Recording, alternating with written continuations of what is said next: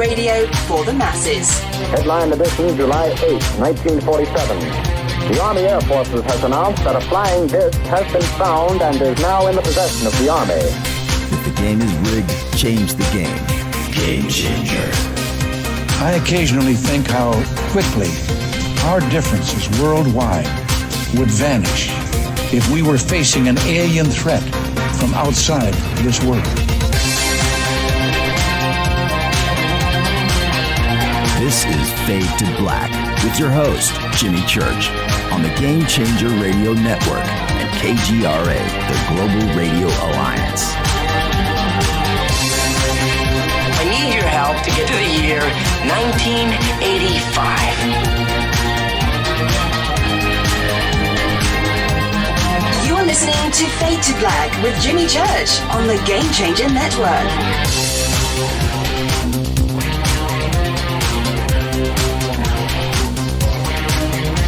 Good evening. Fade to Black. Bespoke Radio for the masses. Yeah, man, here we go. Today's Thursday, May 28th, 2020.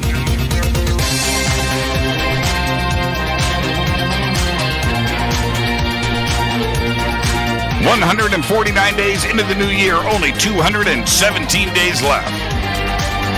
We are live from a bunker somewhere in the middle of beautiful downtown Burbank, California, and I would like to welcome everybody listening all around the world, all across the United States. Hither and thither, to and fro, back and forth, up and down, east and west, north and south, far and near. This is Fade to Black for KJCR, the Game Changer Network, and KGRA, the Planet. I'm your host, Jimmy Church. What is cracking, everybody? It's Thursday. Yeah, man. It's Thursday. It's Fadernight, everybody. That's right. We'll be opening up the phone lines tonight. Open lines all night long. At the bottom of the hour, Ronnie McMullen will be joining us. Ronnie McMullen will be here from Life Change Tea. Excited about that. That's right. Follow me on Twitter at JChurchRadio. You can start your journey there. Start your journey there. Start it with at JChurchRadio. Man, I'm a big social media guy, and I'll be talking about that tonight. In just a bit, at JChurch Radio. Hashtag F2B is the sandbox. And what you want to do, jump over there like right now. I mean like right now. Hashtag F2B. Follow me.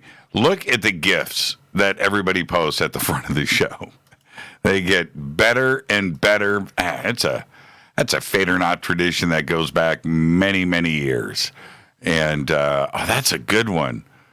Les Paul, Marshall, and it looks like what is that, a chicken? What is that, man? A parakeet? A parrot? That's pretty good. It's pretty good. You got to go check it out. I'm just scrolling through. There is probably, my goodness gracious. Somebody count. Somebody give me a count right now. I guess it starts with right there, Frank Zappa. Who did? I can't even remember the name of that show. Oh, man. Anyway, with Frank Zappa. How many are here? 50? 75? Okay. Rita, when you listen, Rita, I don't know what you expect. I can't type. I can't read. I can't respond. Okay. All right. Contact Drew. There's something I can do. Okay. It's really that simple. All right.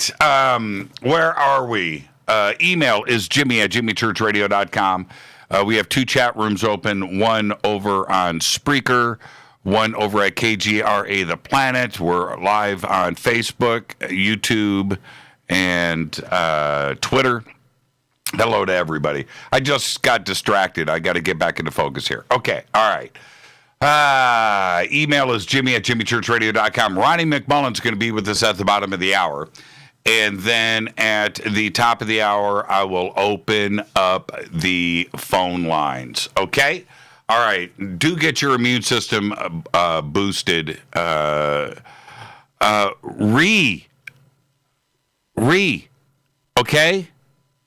All right?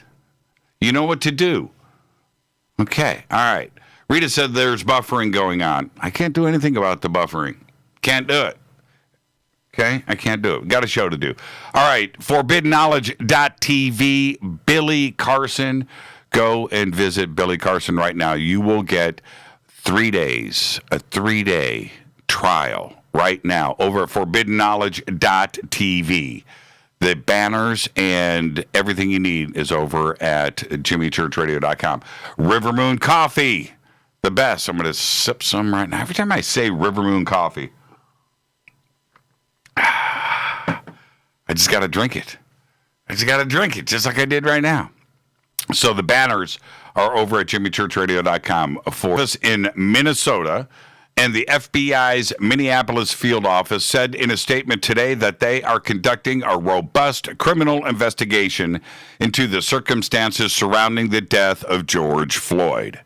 The statement also said the Department of Justice has made the investigation a top priority and has assigned experienced prosecutors and an FBI criminal investigators to the matter. The federal investigation will determine whether the actions by the involved former Minneapolis Police Department as the officer who killed Floyd, Thomas Lane, Tao Thao, and J. Alexander Kueng, who all stood by and did nothing assisting in his death.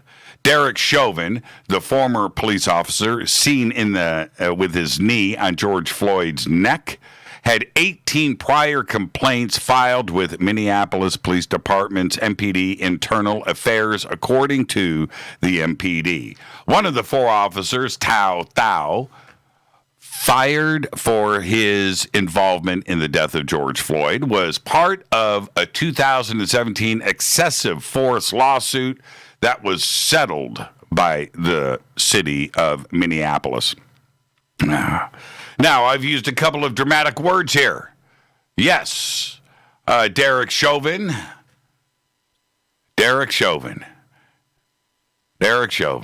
identified as the officer who killed Floyd. Well, I just said that because he did. I've seen the video. 2 days ago, when I watched the video, I didn't really know what to expect. And this was at the very, very, very beginning of everything, and nobody told me about it. I didn't know. I just watched the video from beginning to end, and I was stunned. It was very difficult for me to do the show for the last 2 nights because I've got this video in my head. Those 3 police officers that stood by and did absolutely nothing.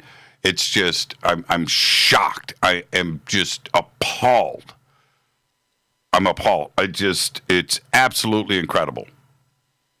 Incredible that this would go on today. Go on today with everything else that is going on in this country. That this has to happen. Talk more about this in a little bit, but we have open lines tonight. I do want to hear from all of you. I tried to make comments about this over the last couple of days. I couldn't figure out what to say. There are no words. I don't have words for it now. I don't. Let's move on. Electric motor technology reached a new milestone today with the first flight of the world's largest all-electric aircraft. The 9-passenger E-Caravan plane is the result of a collaboration between engine company Magnex and aerospace firm Aerotech. The aircraft, an adapted Cessna Caravan 208B, made its first flight this morning from an airstrip in Washington State and flew for over 30 minutes. I watched the video today. Thing is as quiet as a Prius. You hear you know what? I think you hear it, but you don't. there's a chase plane behind it, and you hear that. The plane itself, it's an electric plane. You hear the prop, I guess, right? It's trippy. Electric flight is here. Last night, a bright flash has lit up the skies over western Armenia, leaving local residents and scientists wondering about the origins of a mysterious object that looked like a fireworks explosion. The video, published by an Armenian weather service official, Gagik Serenyan, shows a bright, glowing orb traversing the sky over the mountains to the northwest of the nation's capital of Yerevan. The orb is seen rushing towards the ground before disappearing in a massive explosion somewhere close to the Earth's surface. This is what's interesting here.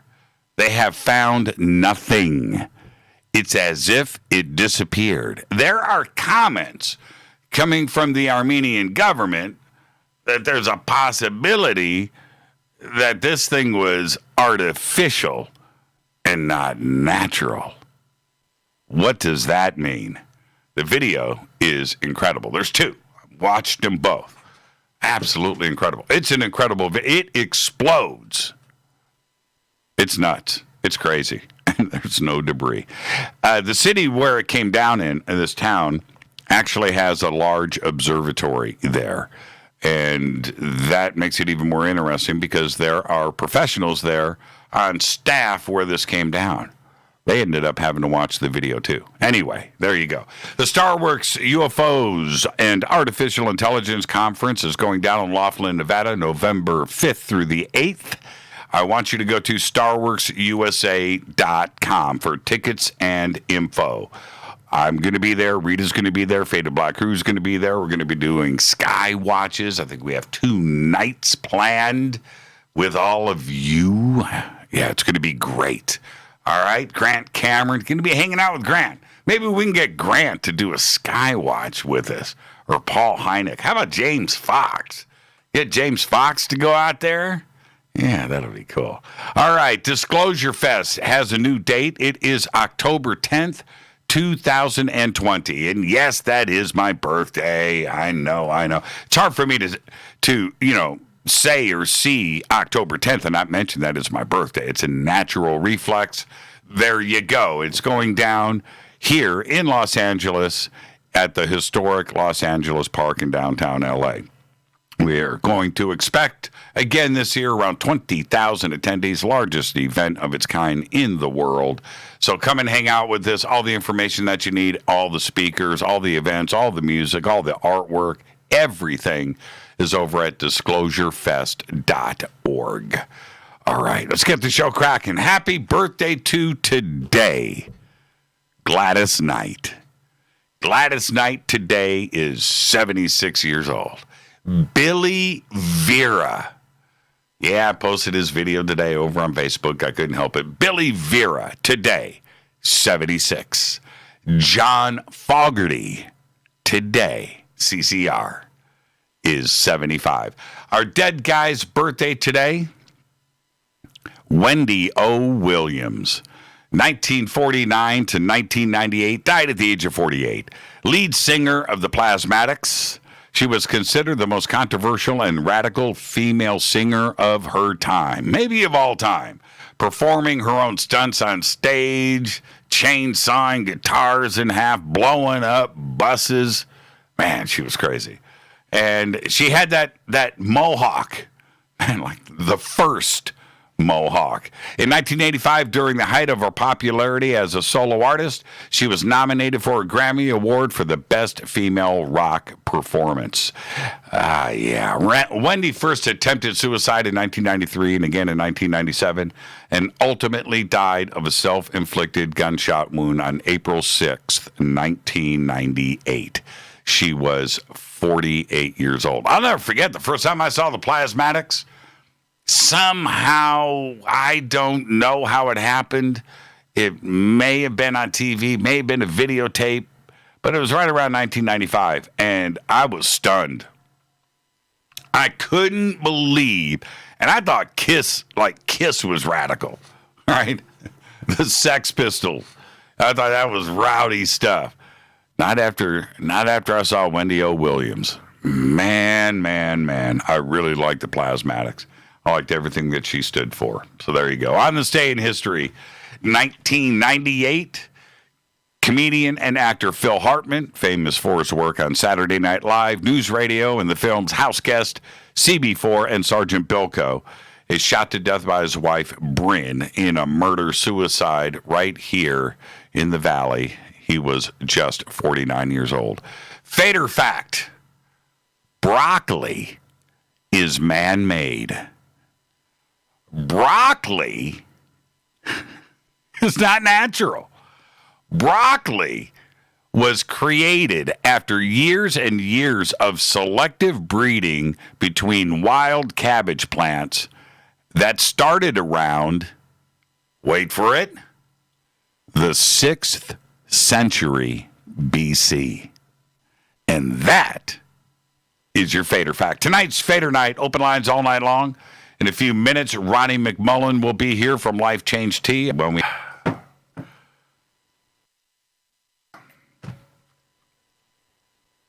We don't do politics on Fade to Black. But we do the conspiracy of politics and world governments. It's what we do all the time.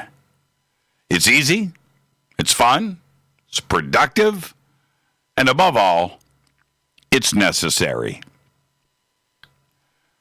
When you have a show, a network, and an audience like Fade to Black, what comes with it is responsibility and the requirement of remaining objective. Play it all down the middle and try your best. That's what we do. That's what we do. We try to present all sides. I have been extremely vocal about Facebook, YouTube, and Twitter over the years. Keeping your data private is an issue. Today, it's nearly impossible, but you have to try and keep these huge tech companies in check. Because if you don't, they'll just do whatever they can get away with. All because of profits. Big profits. Fake news running amok over the last 4 years is also a huge issue. I've spoken about that as well, for hours, for days, for weeks on end. Years, actually. I've spoken about all of these subjects, and I've even got myself into trouble. Nobody really wants to do anything about these issues. We heard a little bit about it, the privacy stuff, but it never really gains any traction because, honestly, the media doesn't want to cover it. The media, the networks, Google, Facebook, Twitter, and YouTube are all connected by a maze of spider webs. They all feed off of each other. They do. Then there is the biggest problem of them all. Google, YouTube, Facebook, Microsoft, Amazon, and Apple are all individually more powerful than any country on this planet. Together, well, think about it. They actually run the world. They really do. They do. When Zuckerberg visited Washington last year to supposedly get grilled by the House and the Senate, they all greeted him like a king, like a head of state. Everyone was all smiles, taking pictures, selfies, shaking hands. Why? Well, because he is truly a king. Zuckerberg is king of the world. And he acted like it too. He didn't care about them. Saw how smug he was. He didn't want to answer their questions. He didn't. He didn't care about the law. He didn't. They were wasting his time. And then he ends up blowing out of town the first chance that he got. He probably didn't even stop for a bite to eat. Probably ate his dinner on his private jet, flying out of town. But have I been critical about big tech? I have. I'm not happy about a lot of things. And I will never, this is my promise to you, I will never let my foot off the gas. 2 weeks ago, I found the fact check bots lurking in my Facebook account, and I posted and commented about them. Was I happy about it? No. Is it a creepy feeling? Yes. I didn't dig it. I still don't, actually. But there is nothing that I can do about it but block them. So I did. Now, as much as I don't like it, Facebook has the right to do it. Should they have warned me? Maybe. Probably. But they didn't, and truthfully, that's the end of the story. That's it. It's their company, not mine. A few days ago, Twitter decided to fact-check President Trump on a couple of his tweets. Did he like it?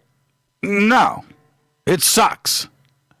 But it happens to everybody now and then, and just because you are the president, it doesn't make you any different than anybody else. Welcome to the club, Mr. President. And this is where things get dicey. Seriously. I've played my games with YouTube. They've messed with me a lot. Nothing I can do. They're too big. You just roll with it. That's all you can do. And the same applies with Google, Facebook, Twitter, Apple, Microsoft, whatever. I've gone round and round with all of them. And some of them take my money.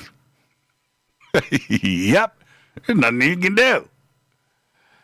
We have to continue to fight their systems with our data, with our privacy, with fake news, with tracking us everywhere we go.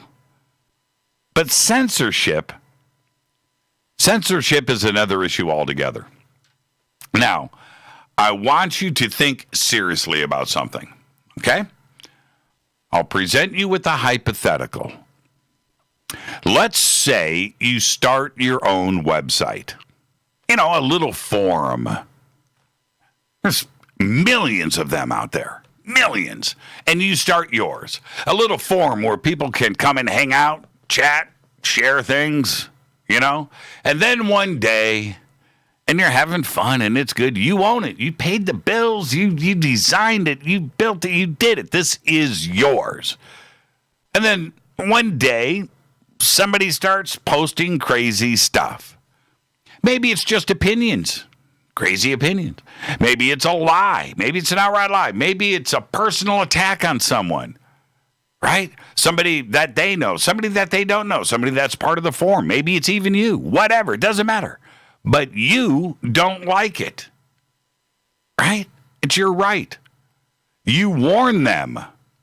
They continue. And then you do the simple thing. You cancel and block their account. Problem solved. Hey, it's your site. It's your company. You have rights, right? This happens all the time. I'm a member of a popular guitar forum website. I am. I hang out there. In fact, I paid for a premium membership, so now I don't even get the advertising. It's great. I dig it. When I joined this forum, I had to read and sign the site rules, all very basic, simple stuff, but it said very clearly, step out of bounds and you're going to be kicked out. We all get it. Twitter, Facebook, YouTube are the very same thing.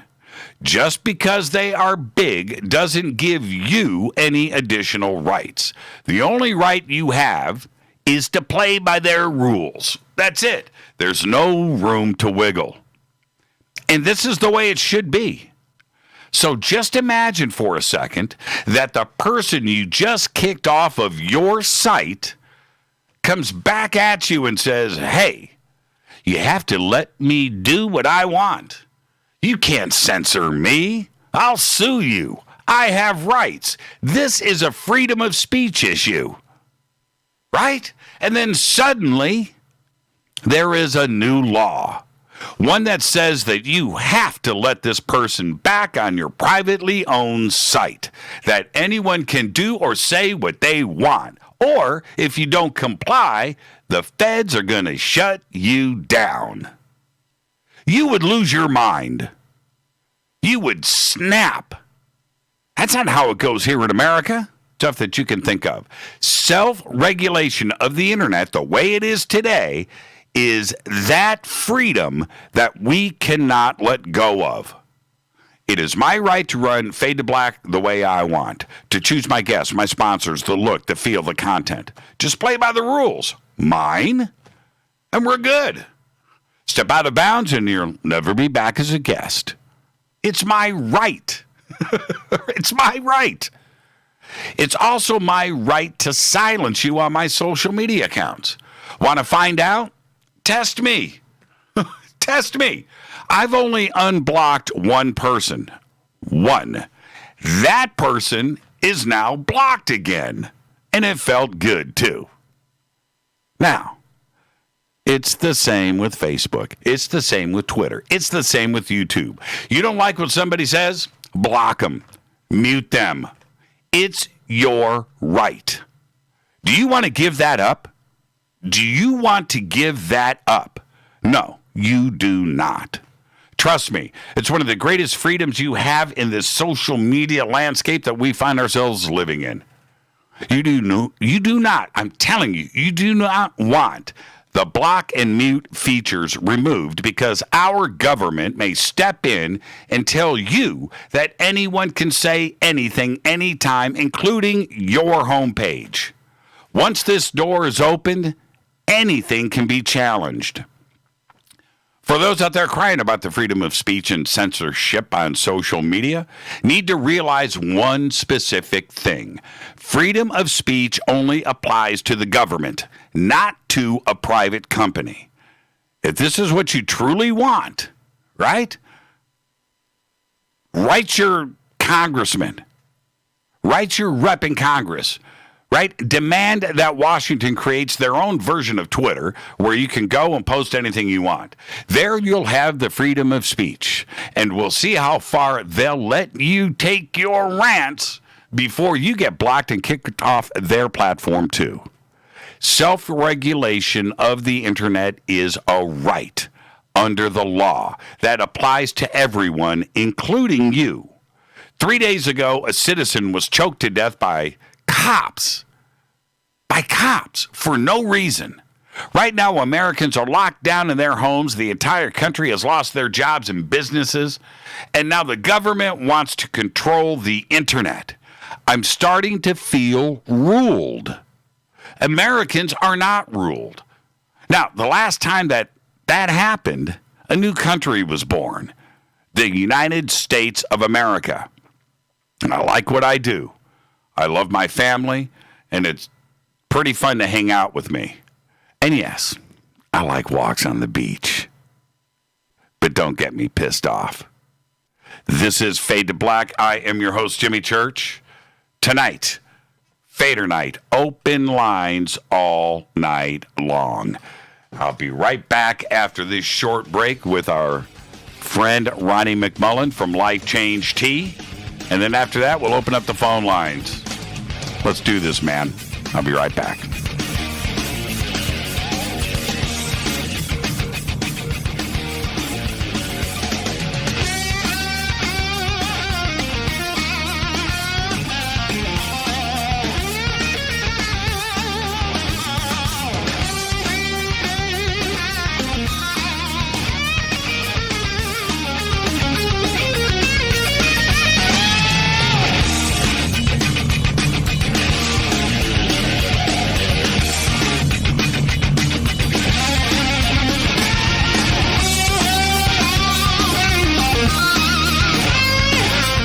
This is Nicole Church, daughter of you-know-who, and you're listening to Fade to Black on JimmyChurchRadio.com and the Game Changer Network.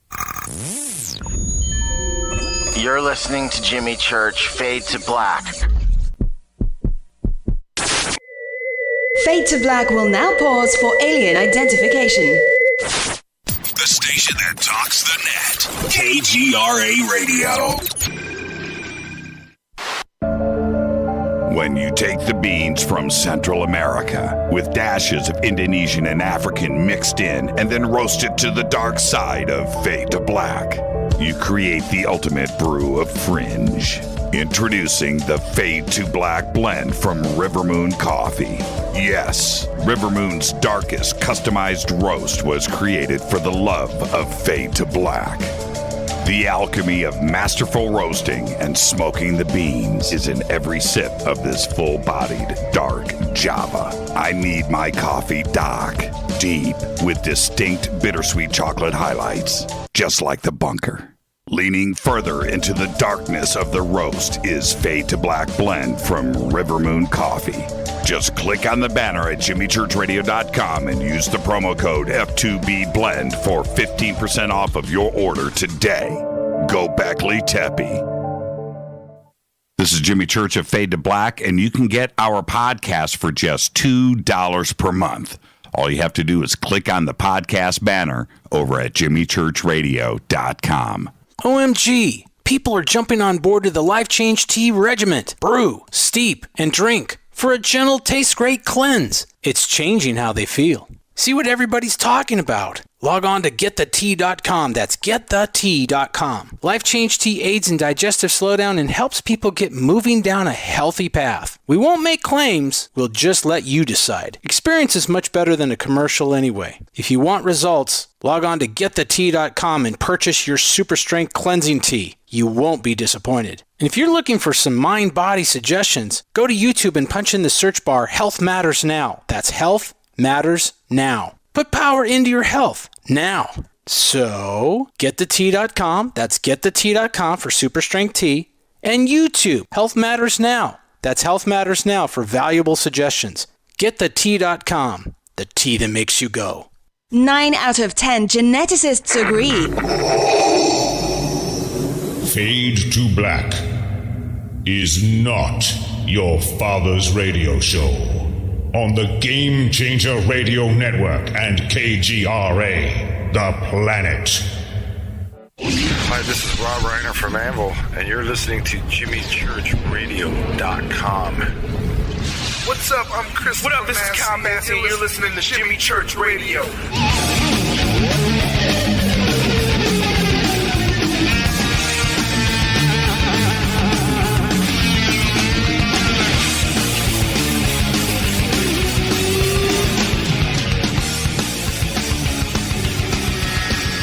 Welcome back. Fade to Black, I'm your host, Jimmy Church. Ronnie McMullen of Life Change Tea is here. After that, we'll open up the phone lines, open lines all night long. And I meant what I said. I like what I do. I love my family, and I'm pretty fun to hang out with. And I do like walks on the beach. But don't get me pissed off. Trust me. I'm not a lay down. I am not. But I got my smiley face on. Ronnie McMullen is here. Ronnie, how you doing, man? I'm doing good. How you doing, brother? Man, I'm just, Ronnie, I'm so glad you're here, man. You need to center me. You need to pull me back in. We got to pull this whole country back in. We got to get it. We got to, and it's tough, man. And you know what's funny? With everything that is going on, and it appears that COVID and coronavirus, quite frankly, I don't like saying it on the air because I don't want to be censored, by the powers out there. But I'll say this: the explosiveness that we were warned about a month or two ago, 100 million.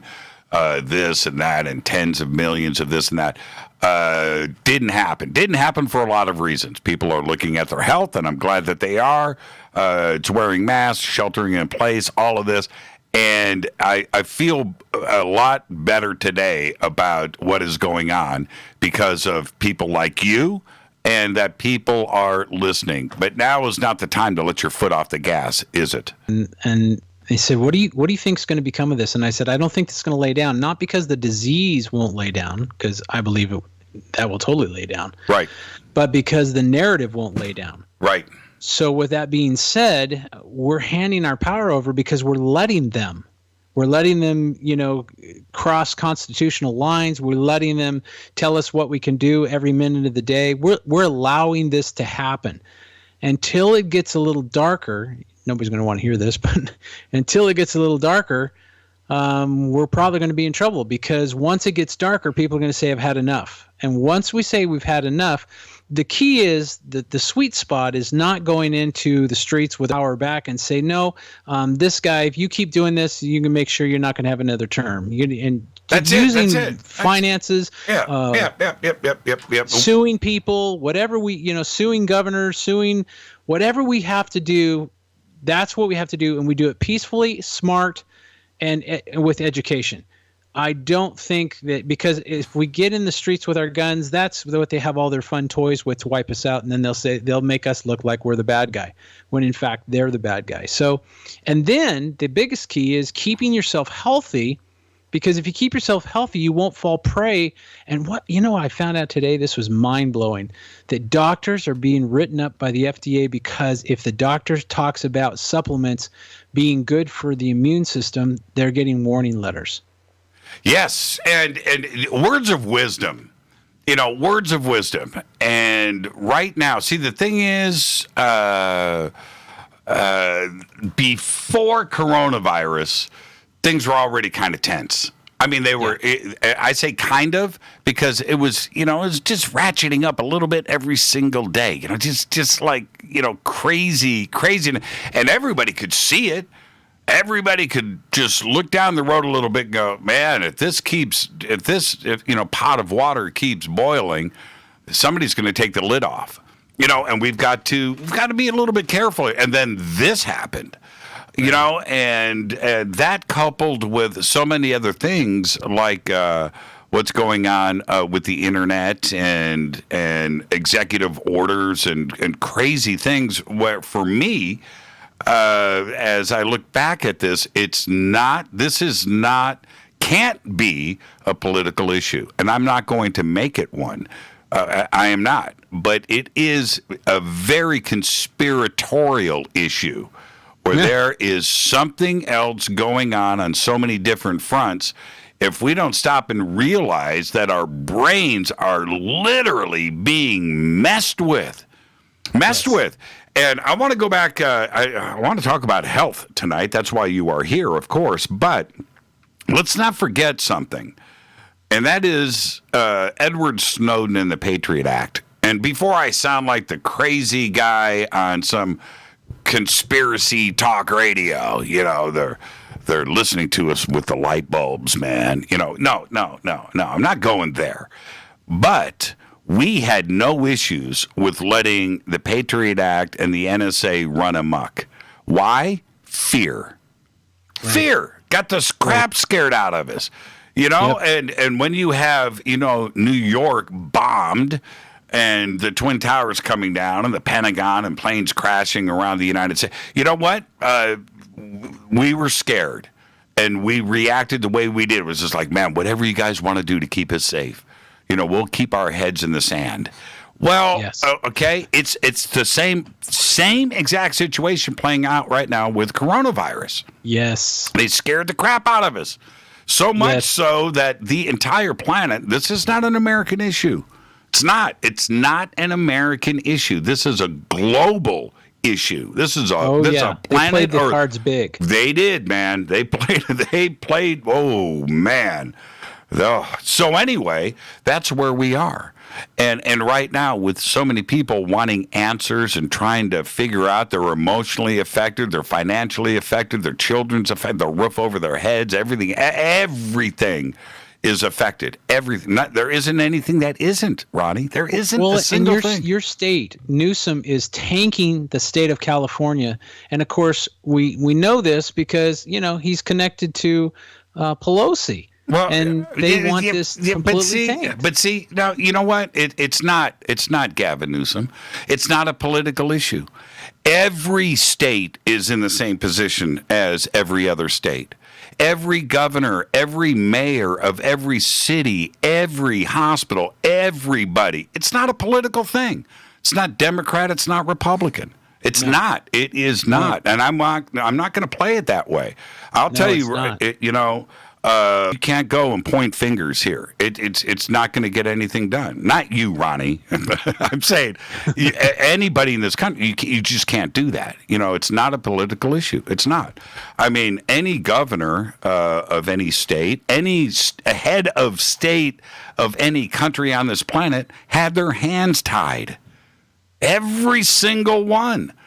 And that goes for a communist country, a dictatorship, a monarchy, a republic. It doesn't matter. Everybody's affected. Everybody's affected. So, and why is it that 70% of conspiracy turns to be true? I see. This is the thing. I talked about this the other day. I went the opposite of that, Ronnie, but you bring up a great point. I said 99% of conspiracy theories, and we did a great show on it last night again. 99% of it is BS.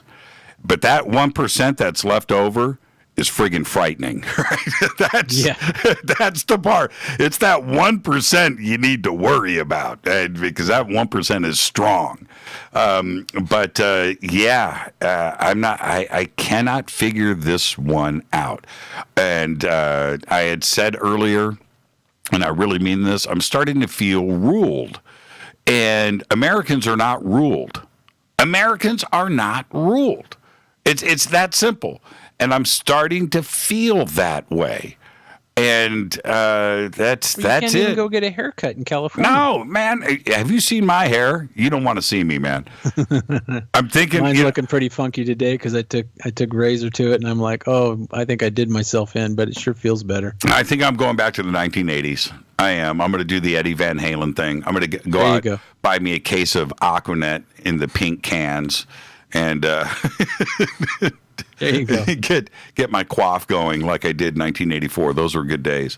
But this is the thing. When I said earlier, now is the time to not take our foot off the gas, which is now's the time not to stop taking care of yourself. If COVID starts to chill out, that doesn't mean you go back to your old ways. Everybody's at home eating a lot of junk food. Eating sugar.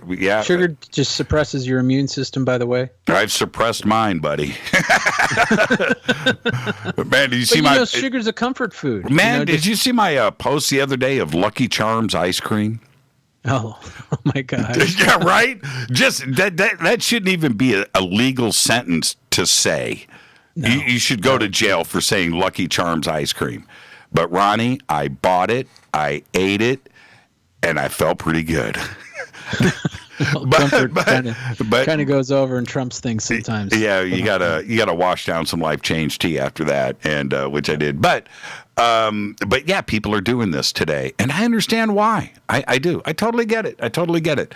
But the way to combat all of this is to get your immune system where it needs to be, top it off, and then maintain it. How do we do it? Well, everything starts in the gut. And so this is why almost every sale that I do has tea in it, is because the gut gets attacked. And this is where, if the gut gets affected, then actually it gets you into your bloodstream, and it also affects your brain, it affects your eyes. We can go on and on. So basically, you clean the gut, you start cleaning a lot of things out. And so that's why it's real good for when you get stopped up. In other words, a traffic jam, we'll call it.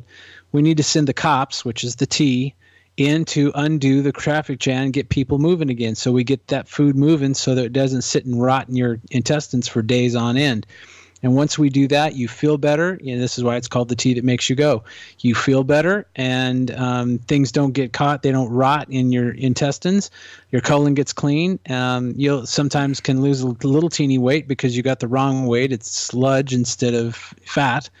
And so you feel better. So what happens? You'll get more energy. So that's great. In fact, I have a monthly special. It's called the Cleanse and Enhance special. So it's apple cider plus, which is apple cider vinegar pills, that's off the charts. I don't want to go into it and get my own warning letter here. And then you've got olive leaf extract, which is incredible for immune system and lots of other things. Your blood system, your immune system, your how you feel, energy levels, and I can go on, cholesterol levels, all that kind of stuff. And Apple Cider Plus even has some kickback makes you feel full. So some people lose a little bit of weight because they don't feel like munching out after they take some apple cider vinegar pills. Now, so let me jump in right there.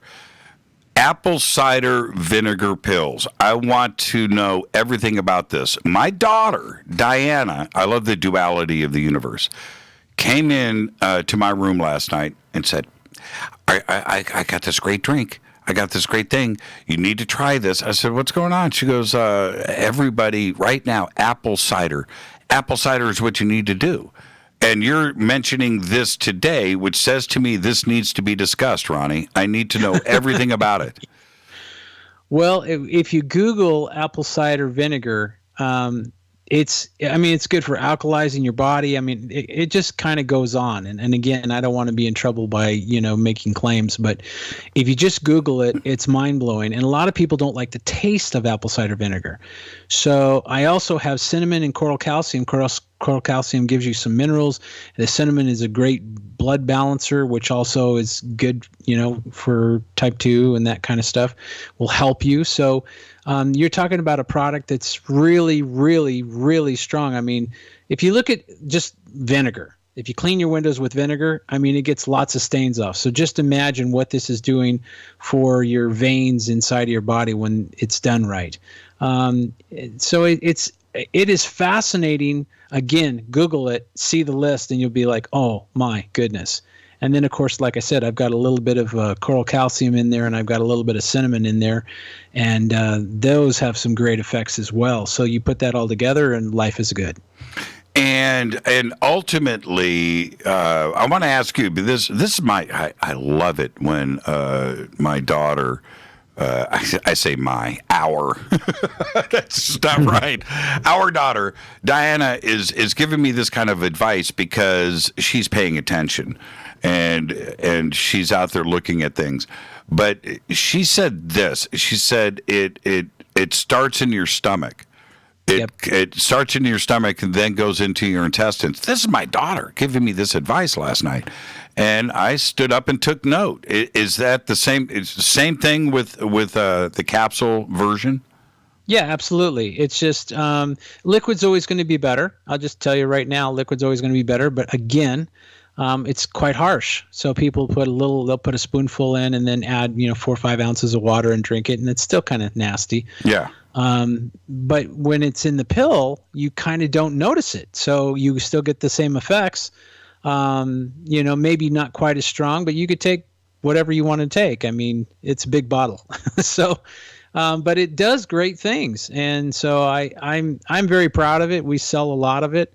And the olive leaf is kind of a hidden gem as well because it's an extract. So it's kind of a powerful pill. It's great to ward off the intruders. Let me put it that way. I can say that.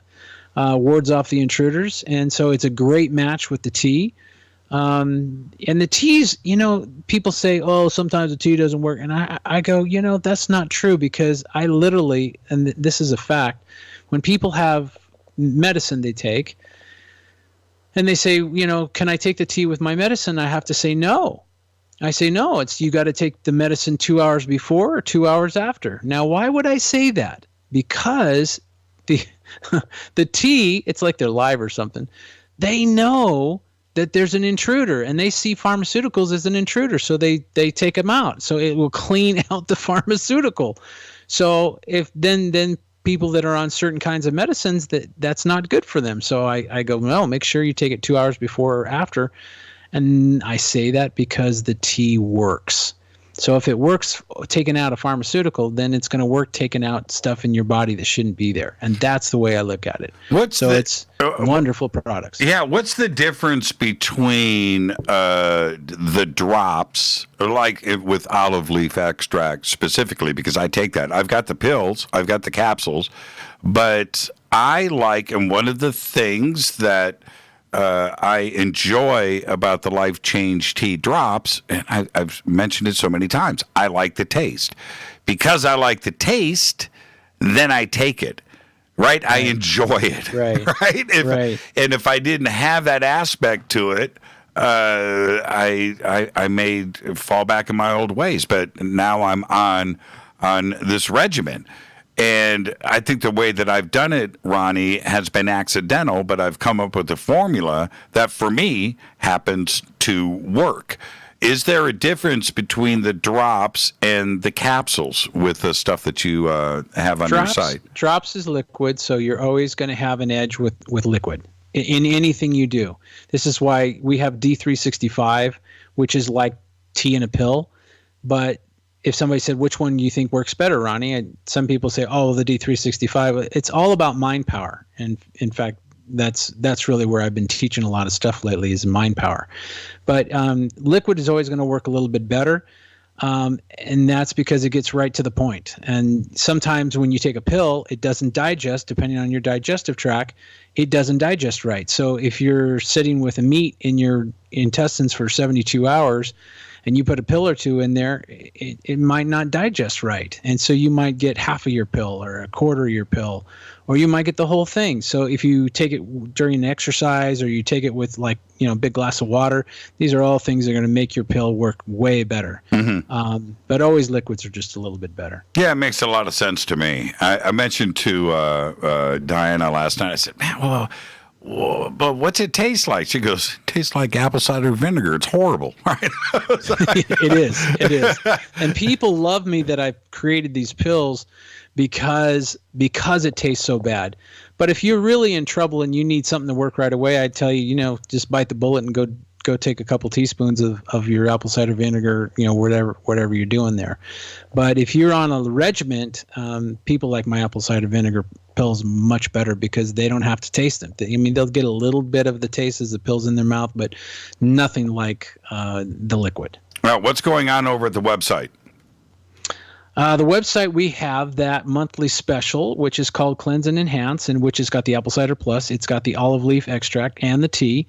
It's $69, and of course, if they put in Fader in the coupon code, hit apply, you're going to get free shipping. Shipping is going to be paid by me. So this is kind of it's a wonderful pack. It really is, because it's good for this time zone and definitely want to, kind of get rid of your intruders. And so it's real important. And then I also have on the monthly special, it's called the Type 2 Duo, which is my tea again. And then also Takedown, which is great for normalizing blood sugars. And it's a wonderful product. It is a wonderful product. But it's not for type 1, and if you're not diabetic, it's probably not for you. So I like what's going on here. So the Cleanse and Enhance special has olive leaf. Yes. It has the apple cider vinegar, the capsules, and a month's supply of tea for $69. Yep. And of course, Fader. And you're going to get free shipping with the promo code Fader. Yes. And you've also got the Immune Builder Pack, which is something I recommend to everybody, the Type 2 Duo. You've got a lot of great specials here on the page. Buy two, get one free on the tea, too, as well as there. So it's very simple to do, everybody. Just go over to jimmychurchradio.com. Click on the getthetea.com banner. Ronnie has been with us for so many years. He is the reasons for me that I don't fear anything. Go to getthetea.com. The promo code is Fader, Fader. Simple to do. Click on the specials page, and Ronnie has got you completely set up. Ronnie, thank you so much, my friend. And I can't wait to talk to you again, but I want you and your family to be safe. And hopefully we're going to get out in front of this thing, and life is going to get back to normal. But you're going to make sure that we get there. Thank you so much. You're welcome. Ronnie McMullen, Life Change Tea. Again, everybody, I take Life Change Tea every day. We drink the tea. I do pine bark. I do olive leaf. I do moringa. I do the drops every single day. I do bee pollen. Man, I got so many different supplements from Ronnie that I take every single day, and I feel great. I do. And everybody comments about the changes, how I look different from 7 years ago to today. You guys see me every single day. You know exactly why. It is getthetea.com. JimmyChurchRadio.com. All right, I'm going to take a break right here. When I come back, I'm going to open up the phone lines. Why? Because it's Fadernight, open lines all night long. That call-in number is 747-228-2051. 747-228-2051. I'm your host, Jimmy Church. This is Fade to Black on the Game Changer Network and KGRA, The Planet. Stay with me. I'll be right back.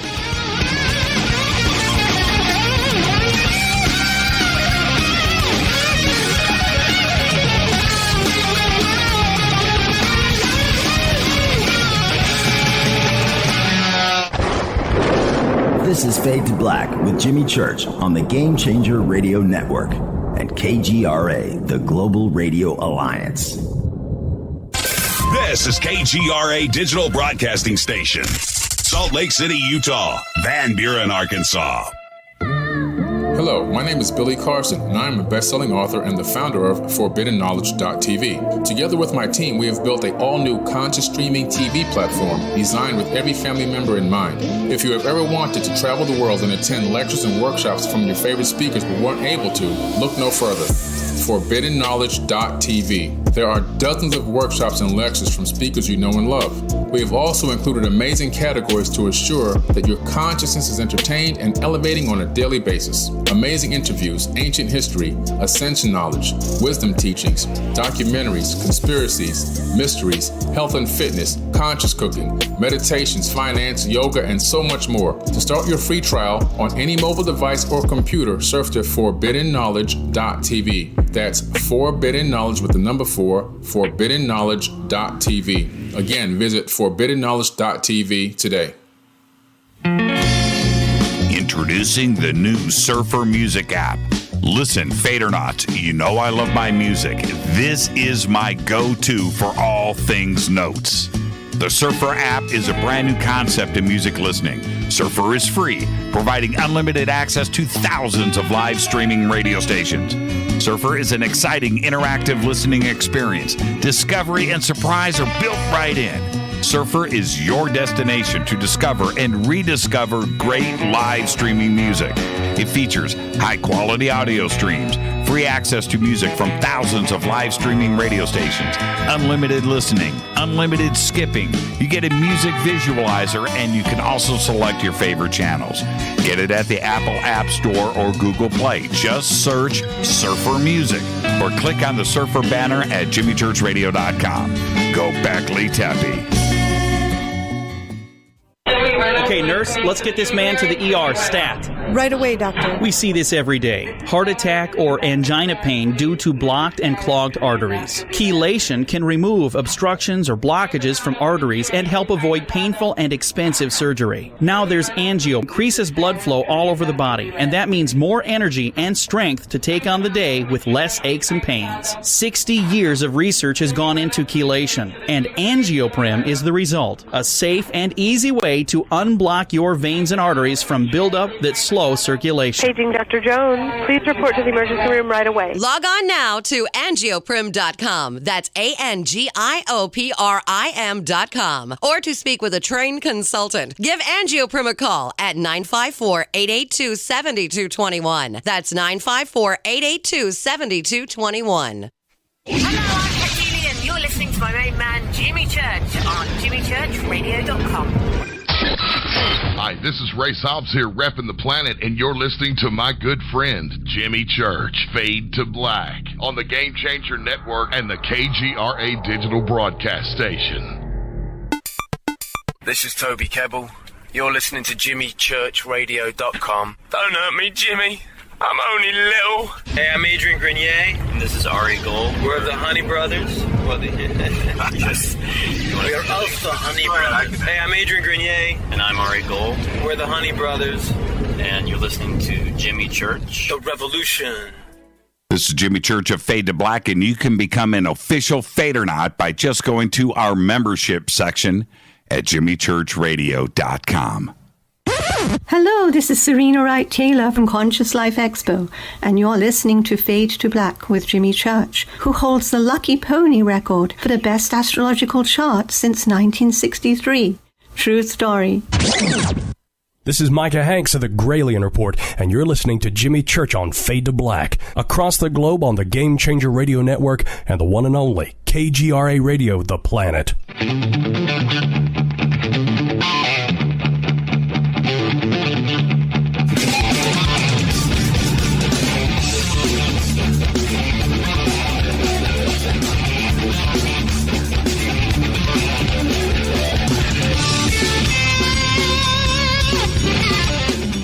All right, welcome back. Fade to Black. I am your host, Jimmy Church. Thursday night, Fadernight. Open lines all night long. 747-228-2051. 747-228-2051. It's your calls, your conversation. UFOs, the paranormal, supernatural, conspiracy, lost history, time travel, whatever. It is your night. Fader night is my favorite night of the week. So with that, I got to get my log sheet going. I forgot. I got it. Okay, we're good. Okay, it's in front of me. Let's see who's up first. Hi, you're live on Fade to Black. Who's calling? Oh, man. What are you doing? JT, how'd you sneak in first? Well, I sacrifice listening to part of the show. I just get off the YouTube feed. You know, I'm listening to YouTube, and I just listen. You're killing me with the elevator music, man. You got to get back to the live feed in real time. Oh, man. Yeah. Technical hurdles. But at least there's music on hold. I hope it's good. Whatever it is. It's elevator music, brother. Yeah, cool. Well, JT, what's on your mind tonight? Well, I want to talk about, Jason quit last night. That was awesome. Thank you for letting me talk to him. Yep, that was good. Appreciate that very much. That was a good show. And, yeah. So then I want to talk about bands that are like unknown. There's two of them specifically tonight I want to talk about. Okay. One is Angel in the 70s. You know, Punky Meadows. And, Yep. Oh, and man, and they had the coolest blog. I'm going to tweet it right now in Park.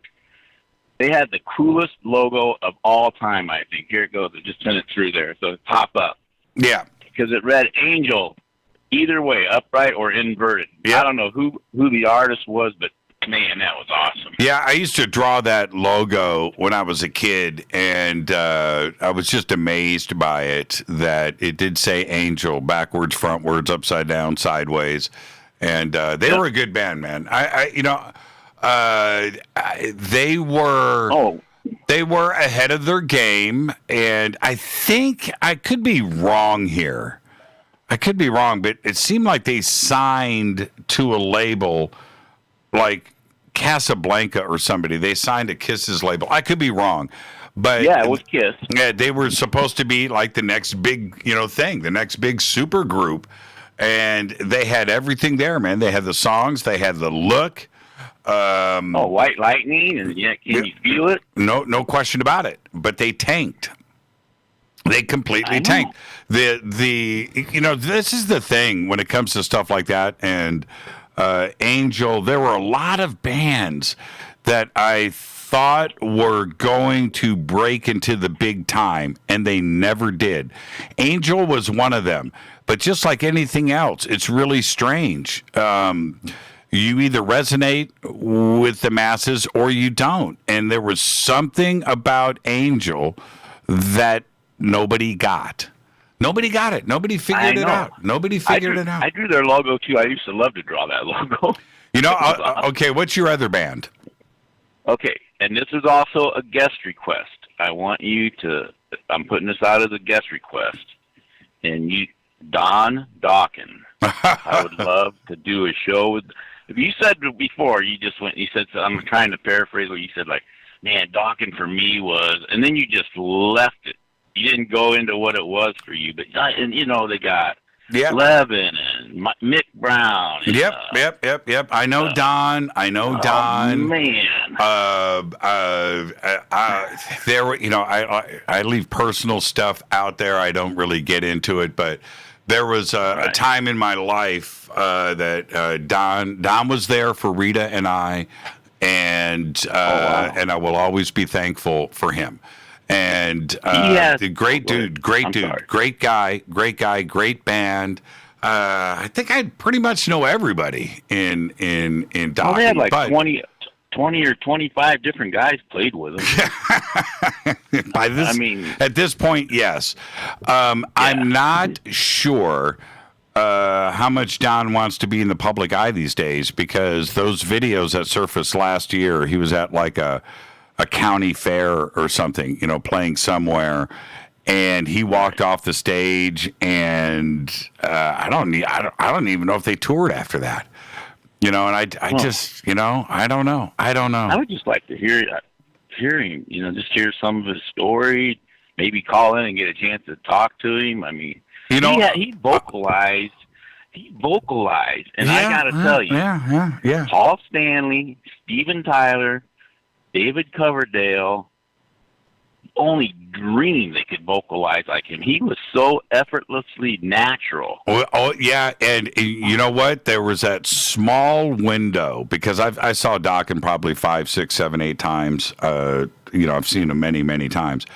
That small window from like 84, 83, 84, 85, 86, 87, 88. That window right there. He was top of the world. The band was clicking on all cylinders. His voice was right and things, and then I saw him after that, probably 90, 91, and his voice didn't happen until like halfway through the show. It was really weird. The first like 4 or 5 songs, it was like, man, I don't know if I can deal with this, man. Right? and then, by the end of the night, he got there. And it was all good, and everybody was happy. And to warm up the pipes. Yeah, he really did.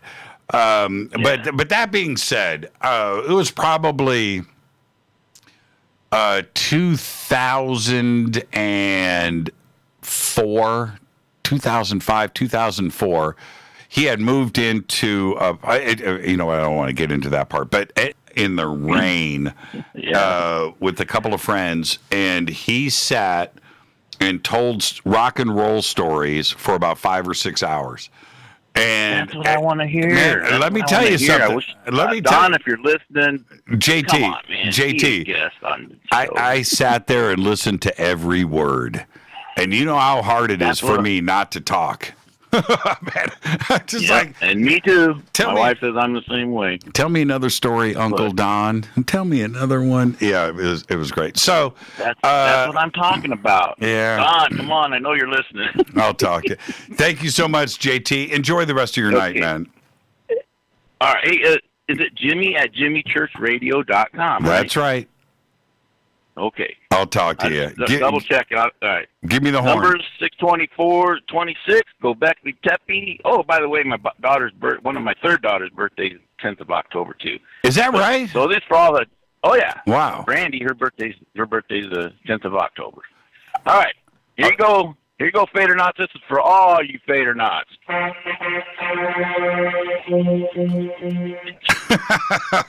JT and Indy. Thank you, JT. Love you guys. Love you back. Don Dokken rhymes with rockin'. And that's the only way I'm ever going to look at that. Don Dokken rhymes with rockin'. I love Don, and man, those first 2 albums, maybe the first 3, right? It just it doesn't get any better. It doesn't. Let's stay on the phones. Don Dokken. Oh man, here we go. Hi, you're live on Fade to Black. Who's calling? Hey, Jimmy, this is Ricky from New Jersey. How you doing? I'm doing good, Ricky. How are you tonight? Not too bad. I'm a first-time caller, long-time listener. Right on. Love you. On. Yeah, we love first-time callers, Ricky. What's on your mind tonight? Well, first, I just want to thank you for all the good work that you do. I actually found you on YouTube looking for Richard Dolan videos.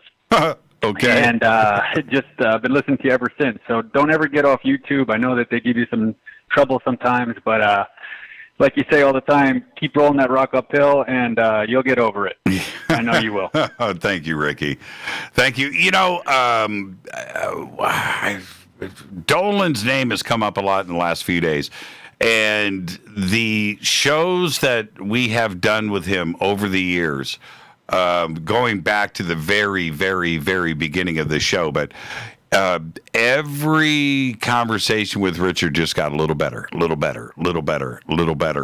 And it's because this comfort level was crossed between the two of us, and we trusted each other. But and because of that, the audience gets to enjoy an unfiltered conversation and between two people that respect each other. And that's what's most important, because once you break down those barriers, then you get it just flowing, right? It just flows. And that's the best part of having Richard on the show. Richard's not the only guest that we've crossed that barrier with, but Richard and I like his headspace, and I like his research, and I know that I can ask him any question that I'm thinking about, and I know that I'm going to get the answer that I'm seeking, usually, because Richard and I disagree too on a lot of things, and the audience gets that. They get to hear that. It's not a yes man show, right? Where it's a big love fest. It's not the case with Richard. We are able to just have an open and genuine conversation, and I want to thank you for that. And when you go and you chase it down, and you find it on YouTube, and that's what you're out there looking for, and then it brings you back into the show, you realize that's exactly what we do here. So I want to thank you for that. Kind of one of the iconic guests that you had on last week, and just wanted to say I lost a lot of respect for Linda Moulton-Howe last week in her presentation on COVID on your show. Right. And I know some Fadernauts agreed on Twitter, but I wanted to just say it out there in case some folks didn't look into things themselves, or they just take things for face value. Linda, throughout most of her career, has been a great investigative journalist, has done a lot of great work. What I heard last Thursday, I was expecting to hear some mind-blowing stuff, and just maybe some things about the lab in Wuhan, or maybe some things about North Carolina or Harvard, and all those investigative avenues that are left to explore. And kind of instead, what I heard was mainstream media repeat that I hear on CNN every night. Just the repeat from the same old stuff about COVID. Right. And it was kind of a disappointment. Well, okay. And I hear you. Okay. But that's exactly the point. That's exactly what I just said to you about Dolan, right? Dolan and I don't always agree. And why have a show that you agree with everything on? That doesn't make any sense. You need, right? That's quite boring. So you need to hear an absolute situation that comes from a genuine place. That's all. And if that is where her research is taking her, and that's what she wants to speak about, I'm not here to censor anybody. And I'm not here to say, you heard what I had to say to Linda. I disagreed with her, but she stood her ground, and that's what you need to have, that it is coming from a genuine person. That's what's most important. You don't have to agree. You don't. And look, right after that, we're talking about Magé, Brazil. I am sure that any dissenters amongst the troops that night with Linda were fully on board with Magé, right? So you can't have it. You can't have it both ways. So you can't throw out the individual because of the information. The individual hasn't changed, right? And so that's always what you want to try to do, is just listen to the information, collect it. Use it, don't use it, but don't hold anything against the individual for that. Don't lose respect for Linda because she's putting out research that she has done. She's done a lot of interviews on COVID. She's done a lot. She goes and if you think about her research going to different universities and speaking to biologists and chemists and scientists and what their research is and how they are looking at this. You haven't done that. I haven't done that. She has. So we have to listen to what she has to say. We don't have to agree with it. We don't. But listen. Linda has been here for, 50 years, man. 50 years. 50 years for you. All right? 50 years. Tirelessly. And I can assure you, Linda's not driving around New Mexico in a convertible Bentley. No. She is here for us. So, there you go. But I totally respect what you're saying here, because sometimes things can be tough. They're tough. And if they go against your grain or other information that you have listened to or anything like that, we're not here to change minds, and I'm sure your mind wasn't changed. Neither was mine. Right. But I still listened. Right. I still listened. When she said... And you did a good job of interjecting and giving your opinion, too. Well, and you always do that to your callers and to your guests. Yeah, I tried. Ricky, sure. Yeah, and Ricky, I tried with Linda, but getting a word in with Linda Moulton-Howe is impossible. But I did my best, and I'll say this: when to the entire planet, fine. But I want the option of saying yes or no. That's it. That's my right, because my choice is probably going to be no. Right? It's probably, unless I got COVID. Right? If I got COVID, shoot anything in my arm you want. But that's another thing. But when it comes to vaccinations, there can't be a mandatory thing. I don't want people's licenses being restricted, or you've got to have a stamp on your passport, or you've got or employment, you can't work here, or student, that getting into that zone is wrong. Like I said earlier tonight, I'm starting to feel ruled, and I don't want to feel ruled. Nobody wants to feel ruled. This country's not a monarchy. This country is based on freedoms, and that is it, down to the individual. And that's what this country. I don't want to feel ruled. Nobody does. And when it comes to the thought of a mandatory vaccine, I don't. You know what? I don't even want to think about it. I really don't want to think about it, because it takes my mind into another place, and I don't want to feel that way, and neither should you. Ricky, thank you for the phone call, man. We love first-time callers. Yeah, appreciate the time. Yeah, thank you. Have a great night. Give me a Gobekli Tepe. Gobekli Tepe. That's what I'm talking about. Enjoy your weekend, Ricky. Thank you so much. You too. It's a great phone call right there. Ricky from New Jersey. And, see, the thing is, and you could tell in my little opening thing there tonight, I'm the last person that you want to get angry. And part of the reason for that, probably the biggest reason for that, it's a simple one. I'm calm, cool, and collected. I really am.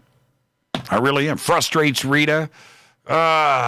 Frustrates her, because I try to stay in that zone. But I'm also if I get pushed over the edge, man, and I don't like that feeling. I really don't. And right now I'm starting to feel ruled. What went down in Minneapolis, man. This executive order, self-regulation of the internet being taken away from us. You don't want that being locked down, voluntarily. Okay, I get that. I get that. But the changes that we have seen in this country and around the world that we're going to have to deal with, it's a lot of pressure on everybody. And I'm no different. I'm feeling the same pressures that everybody else is. And I'm starting to feel a little funky. And I don't want to feel funky. I don't. I take a deep breath, calm the bleep down, and figure things out and a path forward. That's what I want. That's what I want. All right, let's go back to the phones. Hi, you're live on Fade to Black. Who's calling? You're live. Is it me? Yes. Hello? Yes. Oh, it's Eric. Eric. Eric from Allenburg, Depot, New York. From New York. How you doing, Eric? If I digress, I fear that my digression will fall on deaf ears. So I'm doing okay. Okay. Other than that, what's on your mind? Well, a couple things. I wanted to address, do you recall Back to the Future? Yep. The series by Robert Zemeckis? Yep. Yeah, I maintain that there is a prequel. Yeah, a prequel. Do you remember the love interest, Doc Brown's love interest? Mary Back to the Future 3? Yeah, that was Clara. Jules Verne. Yes. Yeah. Okay, there was a movie that came out in 1979 called Time After Time. Yep. Which involved The Time Machine by H.G. Wells. Yep. And he went into the future to chase down Jack the Ripper, but encountered a bank clerk by the name of, the actress Mary Steenburgen, who was in love with the works of the science fiction writer H.G. Wells. Yeah, maybe that's why Zemeckis casted her for Back to the Future Part 3. I think so too. Eric, well played, man. Well played. Well played. Okay, so check this. I got something else. Okay, go ahead. Go ahead. Let me see here. There was a 1968 Winter Olympics. Yes, I'm sure there was. Okay. And only one U.S. contestant won the gold. Mary Steenburgen. No. Okay. No. Okay. All right. It was Peggy Fleming. Oh, for ice skating, 1968. Yeah, and that's a skater fact. That's a skater fact. Yeah, that's right. Was that the year? Wait a minute. 1968. Was that the year Dick Buttons was still skating? Wasn't he her partner in? Didn't they skate together in the pairs competition? Was that 68? Oh, I don't know about that. Yeah. I don't know about that. Well, see, I know that Peggy Fleming was the only gold winner from the U.S. in 68. She was graceful. Wasn't she graceful? She was an amazing skater. Yeah. Amazing skater. Yeah, she was cool. Eric, I got to head to a break, man, and great phone call. Hey, what I wanted to say was really quick before hold on, Eric. Hold on. I'm not done with you. Over the last week, Rita and I watched Back to the Future 1, 2, and 3. We just watched them. We watched them all. Yeah, I know. I do that all the time, too. We watched them all. ZZ Top. Man, you know that? Yeah, that was cool. ZZ Top is the band at the town festival where they do the clock celebration because they're putting the clock in town square. And in the background, you can see Frank Beard, Dusty Hill, and Billy Gibbons. They are the band on stage. And it's pretty awesome. It's pretty awesome. But I'm not sure, and especially after watching all of them back to back, I don't know if I have a favorite. I used to say that 3 was my favorite. And then I went back to 1 for a long time. I was like, 1 is perfect. Then I just watched 2. And 2 is great. So I you know what? I think Zemeckis and Spielberg hit it out of the park, and they did the right thing too. By the way, it was good work, because they matched it up even when they changed Jennifer's. Yeah, between they 1 and 2. They matched up the scenes exactly. Well, and this is the thing: they made those movies back to back to back to back. So Michael J. Fox wasn't, 15 years older, right? Christopher Lloyd looked the same, and they were able to do all of that. Biff, for the most part, Biff looked the same in all three movies, and they were able to keep the storyline there, and that's one of the best parts. But there you go, Eric. Thank you so much, my friend. Give me a go, Beckley Teppy. God will you, Becky. That's what I'm talking about. Eric, enjoy the rest of your weekend. Okay, Jimmy. Bye-bye. Bye-bye. That's a great phone call right there. And, we just watched all of them back to back to back to back. How cool is that? That he brings that up. Yeah, there you go. This is Fade to Black. I am your host, Jimmy Church. It is Fadernight. Open lines all night long. 747-228-2051. Quick break, and I'll be right back with more of your phone calls right after this. Stay with us.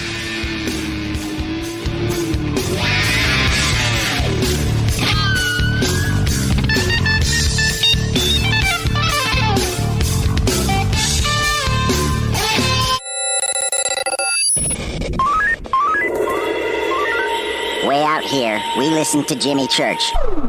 You're listening to Fade to Black. Always on the edge of the hottest alternative talk. Jimmy Church with Fade to Black. KGRARadio.com. ¿Qué tal, mis amigos? Yo soy Mario Carson, el tiburón, y los invito para que escuchen a mi buen amigo Jimmy Church Radio. ¡Claro que sí! Do you want to be an official Fadernight? Of course you do. This is Jimmy Church of Fade to Black. Just go to our membership section at jimmychurchradio.com.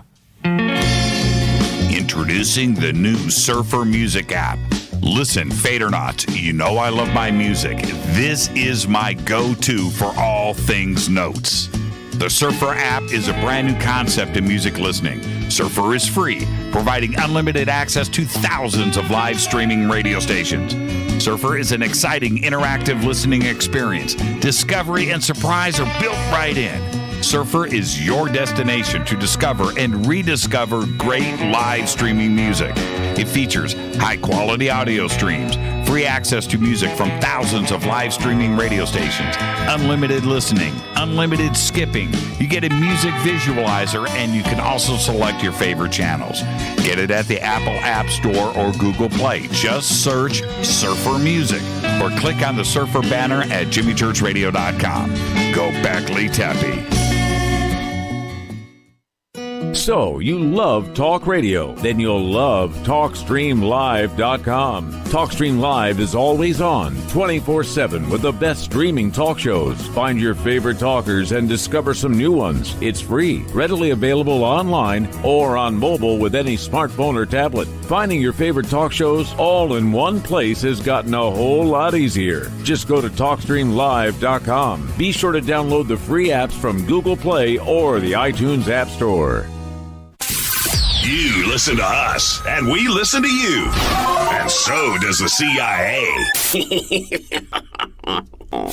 KGRARadio.com. If you have hard water, the lime scale not only leaves white spots, it clogs pipes and breaks down appliances, costing you hundreds of dollars in energy and wear. Eliminate lime scale and other water issues like brown staining and bad odors with HydroCare water products available from Wave Home Solutions. Wave's affordable water systems don't use salts or chemicals. You'll love the way your water tastes, smells, and looks. Satisfaction guaranteed. For more information, go to bestwater123.com. That's bestwater123.com. Are you intrigued by Paranormal Talk Radio? You'll love the new Paranormal Radio app from TalkStream Live. You'll find a great selection of talk shows covering UFOs, ghosts, strange phenomena, and much more. Download the Paranormal Radio app now and start listening to the very best in paranormal talk entertainment, including the network you're listening to right now, the Paranormal Radio app, free in Google Play and the iOS App Store. You are listening to Fade to Black with Jimmy Church on the Game Changer Network. Oi, oi, I'm Reese Evans. You're listening to Jimmy Church. This is Revolution. The revolution will not be televised. The revolution is on radio. Ciao.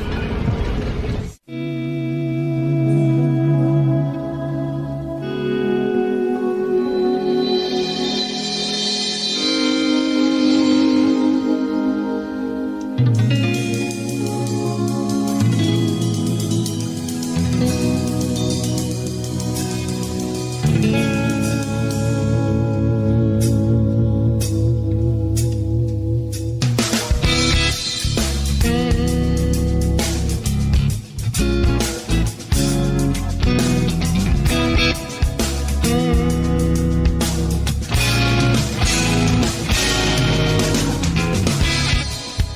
back, Fade to Black. I'm your host, Jimmy Church. Thursday night, it is Fadernight. That's right. Yeah, man. It's time to get smart. 747-228-2051. That is the call-in number, 747-228-2051. If you're on hold, stay right there. I'll get to everybody. I usually do. Let's see who's up next. Hi, you're live on Fade to Black. Who's calling? What's up, homeboy? This is Mark from Dallas. What's up? Mark from Dallas. How you doing, man?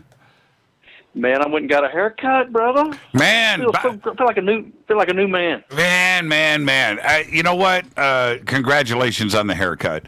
But I just want to know what that amp is with the drawers in it. The ground. Does the speaker point to the ground like a subwoofer? Oh, I told you I call it my dumble drawer. Yeah, it's the biggest volume knob I've ever seen, man. That was so funny, man. Winding up Mark. Man, he just took the bait. Yeah, that was just so funny. Okay, so what's on your mind, man? Well, dude, I need a report on that ice cream first. Oh, man. It was perfect. Perfect. Lucky Charms ice cream. Well, and this is what I did, though, with that, okay? Because I didn't know what was in the container, right? So you don't know. I don't know if it's like milk-flavored ice cream with Lucky Charms stirred in. Is it Lucky Charms flavored ice cream? I don't know. Did they take like the milk flavor and turn that into the ice cream? I don't know these things. So I went and got ultra-heavy whipped cream, and not heavy whipped cream, the spray kind that you got choices, light, medium, or heavy.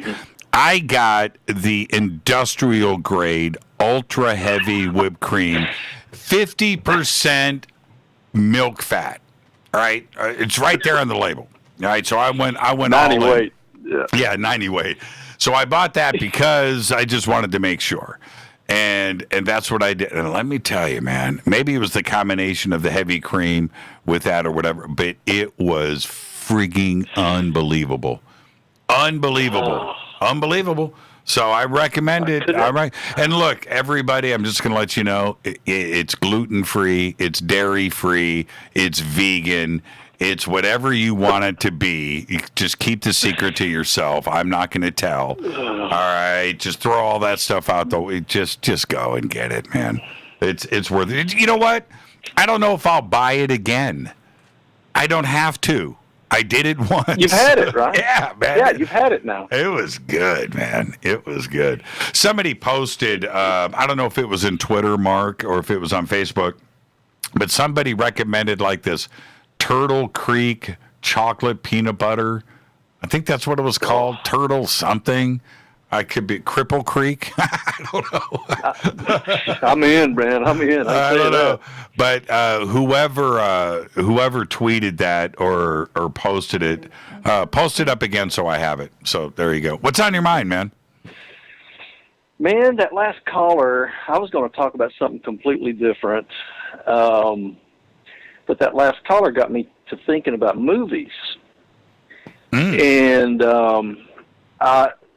I got to thinking about my favorite directors and how they have affected and possibly even shaped my life. And I've come to the conclusion, I've got several. I mean, Tarantino, I love Tarantino movies. Yep. As crazy as some of them are, I love every one of them. Martin Scorsese movies, God, man, I'm a sucker for mafia movies, man. I love those. Yep. But to me, no one has affected my life as far as movies as much as Stanley Kubrick. Right. And I mean, since I was a little kid, man, starting with like Spartacus was made in 1960. Well, that's pretty close to the year I was born, and when that movie started hitting TV in the early to mid 60s, I mean, I still stop down for that movie when it's on. You know what I mean? Yep. Yeah, that movie will always be any Kubrick movie. And this, okay, you left off 2. Now, yes, Scorsese. There's just no question about it, right? There's just, and we can go down the list, and the list is a very important list. George Lucas, man, and not only with Star Wars, but go back and watch American Graffiti. American Graffiti is a game changer. Yeah, American Graffiti. But Spielberg and his influence, like we were just talking about, Back to the Future, and Robert Zemeckis did those, but those were Spielberg productions. And anything Spielberg, anything Spielberg, he has never made a bad movie. He's never made a bad movie. Remember his first movie was that movie called The Duel. You remember that? I do, man. I've watched. You know how many times I watched The Duel? Are you kidding me? Or Duel? No, I think it's genius, man. I don't think it was The Duel. I think it was just Duel. Duel. This movie was awesome. What was his name? With the beard, the mustache. Yeah, God dang it. Had the TV show. All those westerns. Yeah, had the TV show. Played the detective. Mark, you should be taken out and drawn and quartered in Dallas. That guy's probably from Texas. Public. Yeah, he was from Texas. Probably my neighbor. But anyway, Duel was great. Duel freaked me out. Man, I never looked at semi-trucks the same. But anyway, but then you got to look at some of the overlaps that are going on here. And that's the overlaps between like Kubrick and Spielberg with AI. Right, the collaborations that went down with who's the director of Scarface? So all of these guys were friends. They all tried to outdo each other, and that includes Kubrick. And they because of that, and it goes into. Zatrope, the director of Apocalypse Now. I'm brain freezing. Oh God, me too. And he's also a genius. But they're all friends. They're all friends. Oliver Stone. No, well, Oliver Stone too. Yes. See, these are the people that when we start to put this list together, because I started writing down names as well. Yeah. And they have influenced generations now. It's not Dennis Weaver. That's who it was. Dennis Weaver. Dennis Weaver. How in the hell did we forget him? Man, McLeod. Was that his show, McLeod? Yes. Was that his show where he played the detective? I could be wrong. Yeah, and he comes riding a horse and stuff. Yeah, that's him. Yeah, Dennis Weaver. I haven't said Dennis Weaver's name in 30 years. 30. Oh, me too. That's hilarious. But when we look at the vast body of work from these directors, where they have now influenced generations from the 60s, 70s, 80s, 90s, 2000s, 2010s, and 2020 is here, right? Yeah, it's amazing. Absolutely. But like Kubrick, Brian De Palma. Like I said, Brian De Palma. Brian De Palma. See, now, and just so everybody knows, you can go and look up Coppola. There you go, Francis Ford Coppola. Ford Coppola. Coppola, Lucas, Spielberg, De Palma. I'm leaving somebody out there, but Kubrick. No, not Kubrick, because he wasn't part of that circle. But that group, De Palma and they were all friends, and they were trying to make films together, and they were trying to outdo another, and they were sharing ideas with each other. They would hang out and party and discuss things in framing and shots and scenes. Cameras, techniques, exposures, types of film. Hold on. It was McLeod. There you go. McLeod. Dennis Weaver. Dennis Weaver, man. Oh, man. Yeah. So anyway, back to Kubrick, man. Spartacus, but you factor in Dr. Strangelove affected me greatly ever since I was a kid. That movie was so far ahead of its time. Right. If you remember when they're flying that B-52 and they're getting the codes in on dropping this bomb, and to me the realism on his movies on stuff like that, the attention to detail was incredible. But I remember I went to the movie theater in 1968 as just like an 11-year-old kid and watched 2001: A Space Odyssey in the movie theater. Mm-hmm. And that completely changed my life, dude. It was like the first time I heard the Beatles. It was that kind of effect on me. Let me tell you how great. And, let me tell you how great. Yeah, go ahead. I'll tell you how great Kubrick was.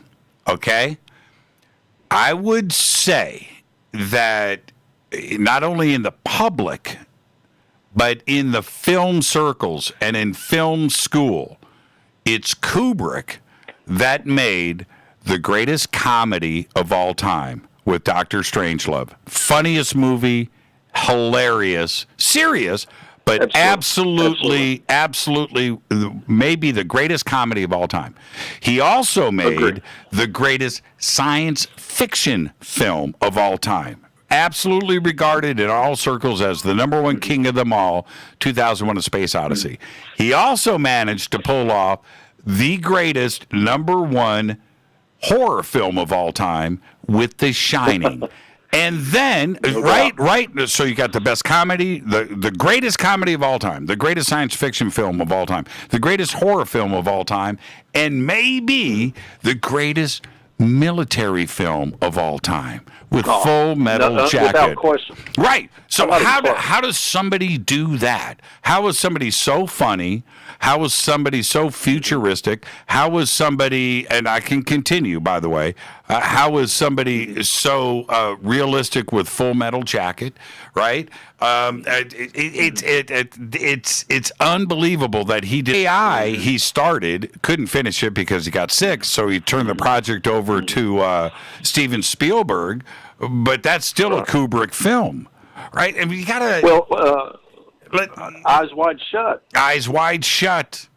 And some people will say that was an unfinished film, and there were some things with the cuts. I agree with that. The music wasn't up to par.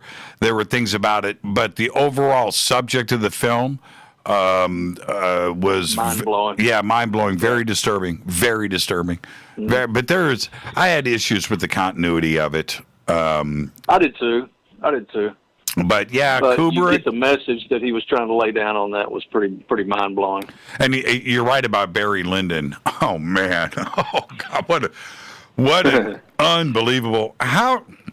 This is the thing with Kubrick that, and you had to take Spartacus out because Kubrick came in and finished that film, so he didn't. He came in at the end, but so taking Spartacus off the table. And you go with the main body of work. You know what? And take off. You might have to take off Eyes Wide Shut. But everything in the middle there, every single scene, every frame, every line of dialogue, the script, the acting, and what he was able to do was perfect. Perfect. Agree. And if you look at 2001, the early on were the early cavemen, the apes. Yep. You talk about realism. Compare that to some of the other movies that were made in the 60s. These guys in ape suits. Those things look real, man. That holds up even today. And if you look at like the starry sky when they're in space, that still holds up. I remember as a kid when he put the classical music, as they're flying through space and they're playing Brahms and Beethoven and all this music, it just fits so. It affected me. I still remember it the first time I saw it. Yeah, you're talking about. It just everything was perfect about that movie, man. Also, Sprach Zarathustra. That's the piece. Yeah, and there's one other thing before I let you go. I want everybody to take note of one thing that I really enjoy with 2001: A Space Odyssey, which Rita will testify. I have watched I have watched, Rita and I have been together for 20 years. She has watched me watch that film hundreds of times, right? So we get through the scene, the apes in the beginning, and by the time Also Sprach Zarathustra starts playing, she's asleep. It just puts her to sleep. But anyway, at that moment, when I'm trying to think of the ape's name, he's got a name in the book. He throws. He throws the bone. He's hitting the bones on the ground and he's breaking them. And one flips up in the air and they catch it and it's spinning around. And then that's the cut scene. Well, if you go back and watch that scene. The cut that Stanley does in that scene, it is an exact same angle. And so you see this transition, and it's subliminal, right? The transition of ape to modern man. And the bone is now the spaceship. Go and check it out. It's a brilliant. I remember the first time I caught that, I was like, man, that was a pretty good edit. I wonder if he knew what, what was happening there. Well, of course he did. I guarantee you he did. Yeah, he did. He did, but I caught it. Hey, Mark from Dallas, enjoy your weekend, my man. Thank you so much. All right, brother. We'll holler at you soon. Y'all be careful. Go Beckley Teppy. Go Beckley Tippy, brother. That's what I'm talking about. Mark from Dallas always brings his A game. Mark from Dallas always brings his A game. And with that, let's go back to the phones. Hi, you're live on Fade to Black. Who's calling? Hi, Jimmy. It's Malcolm from Florida. How are you doing? Hi, Malcolm. How are you, man? Yeah, I'm still alive. What's cracking? Well, I'm calling to ask you a personal question. Sure. I know you've had UFO sightings. Mm-hmm. Have you ever had the experience of mental telepathy? I think you've asked me this before. No, I never have. Okay. The answer is no. Okay. My question is, how do we know when we're alone in our own minds? How do we know when? I don't know. Isn't that a personal? Well, wouldn't that be a personal experience for everybody? Right? I mean, how would you know if you said you knew how you were alone in your own mind? Would I relate to it, or would anybody else, or is that just a personal experience? Could you be alone in your own mind in a crowd? Could you be alone in your own mind when you're talking to somebody? Do you have to be alone? Do you have to be dreaming? Do you have to be, I don't know. Well, I asked this question because I think it's fundamental to the whole question of telepathy, which seems, to me at least, to be central to paranormal phenomena. How so? Well, because it's the one I've dealt with mostly. Well, okay, but you open up about 500 doors when you're saying that, right? So when I say, what do you mean? How does it open up these doors? Well, how does information get from one mind to another mind without being transferred by any of the five senses that we normally use? Well, you get the answer. You get the answer to that. Then you should absolutely email Michio Kaku and contact every physicist on this planet, because you would be the next Nobel Prize winner. Right. Nobody has the answer to that. Nobody does. Everybody's been trying to figure that out. I lean on one thing, Malcolm, and that is it's pure and simple: entanglement. Yes. I go right there. And so for entanglement, do you have to be alone in your own mind? Well, who was I interviewing just recently about this? No. You're Adam Apollo. You're mistaking me. You're mistaking my question. We are normally alone in our own minds. And I presume most of us have a voice in our heads that represents our consciousness. And sometimes, we talk to ourselves, or the voice talks to us as if it were somebody else. But most of us have that voice in our head. Now, how do we recognize a different voice in our head? And what makes it different from, say, schizophrenia or psychosis? That's right. I don't. This is weird. Okay, I'm glad you bring this up. I hear about this all the time. I don't have a voice in my head. I do not have a voice that speaks to me. Ever. It's weird. Some people don't. I wonder about that experience because I've never had my signals interrupted. I've never had a call waiting beep go off and a voice or advice or don't cross the street right now or whatever. I've never had that voice in my head. And I've often wondered what that experience must be like because what do you do? Okay, so Malcolm, you have a voice in your head. And let's say you have an issue. You've got to go to the police. Somebody broke into your house. You got to go, you call the police show up. And they're there. They're taking the report. They're looking at, I'm just making something up, right? But they're taking the report. You got a broken door handle or something. And nothing was stolen, but you're freaked out and you should be. You called the police and they're out there making a report and you got to call the insurance company. And then it comes out and you say something like, yeah, I had to rush home because I knew something that was going on because there was a voice in my head that said somebody was breaking into my home. An example, right? And then you get the look. Right? You get the look. You get the look. So do people look? Right? Right? I think it depends upon who you're talking to. Obviously, you can talk about, to a psychiatrist, things you wouldn't talk about to a cop. And your psychiatrist would give you the look, too. Well, maybe your psychiatrist is different from my psychiatrist. I am just very, very puzzled by this question because, everybody who gets abducted says the aliens communicate with them by telepathy. What is telepathy? We have got to focus on this and find it out to find out what the aliens are doing. Yeah, I'm beginning to think that the aliens don't exist anymore.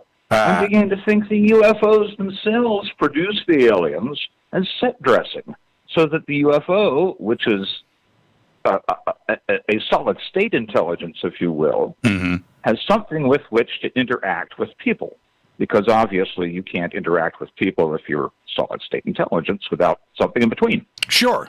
And, so they don't exist except for the time when they are actually interacting with people, and then the UFO reabsorbs them or processes their information.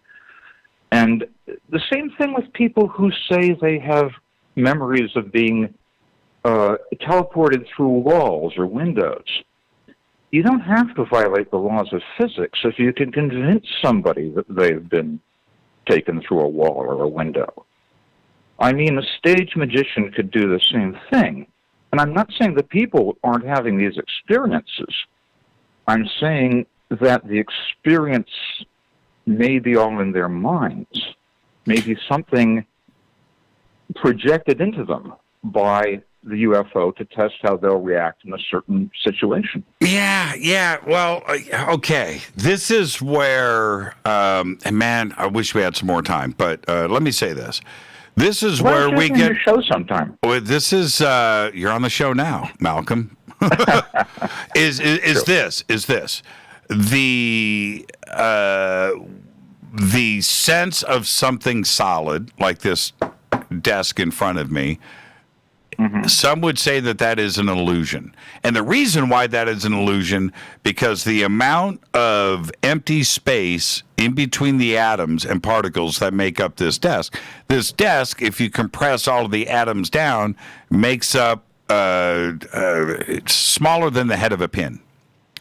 And if you take all of the mass of the Earth and compress it down, we're talking about something the size of, some people say it's the size of a grapefruit. So passing through something, neutrinos pass through the Earth.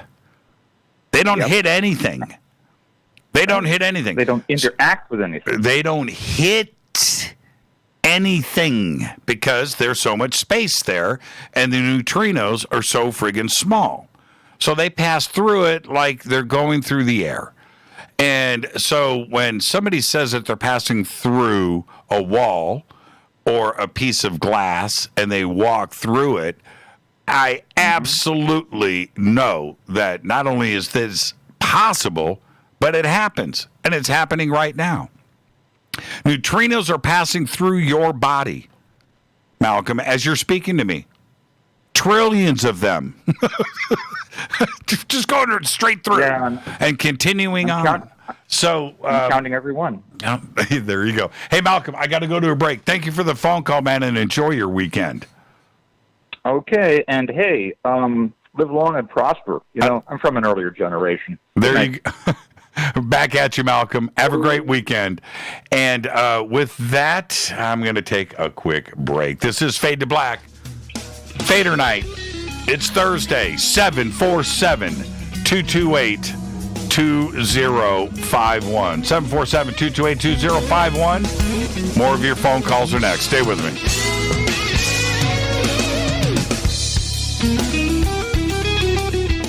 Hi everybody, this is Rob Halford, the Metal God on JimmyChurchRadio.com. This is KGRA Digital Broadcasting Station. Salt Lake City, Utah. Van Buren, Arkansas.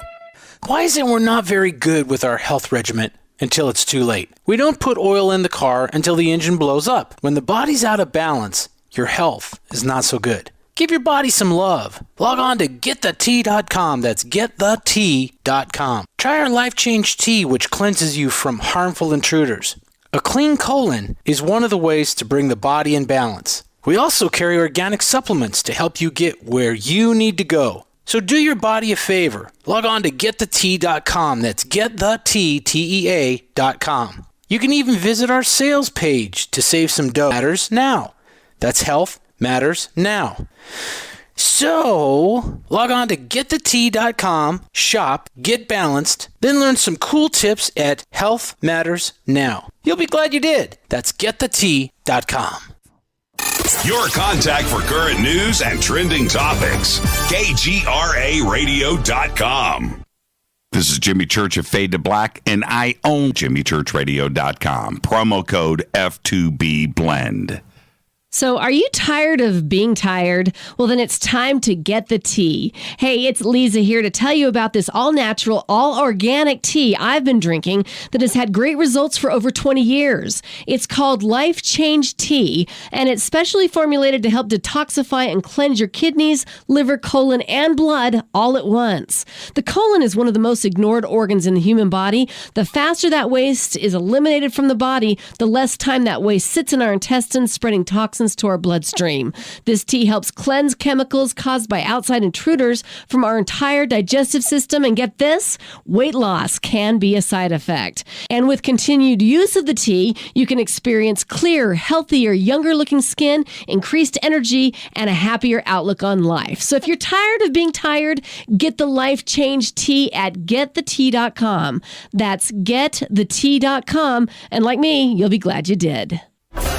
Did you know that when you're on the road with limited data or Wi-Fi available, you can still listen to every minute of Fade to Black by just calling 605-562-4482. No smartphone, app, or internet needed. It saves your data plan and no extra cost if you have unlimited minutes. Just call 605-562-4482. You can listen to me, Jimmy Church, on any phone, anytime, anywhere. Go Beckley Tappy.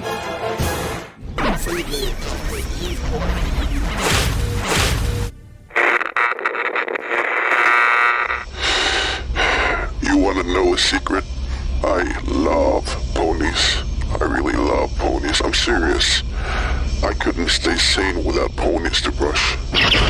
Why Fade to Black? Because you never got that pony, damn it. This is Fade to Black with Jimmy Church on the Game Changer Radio Network and KGRA, the Global Radio Alliance.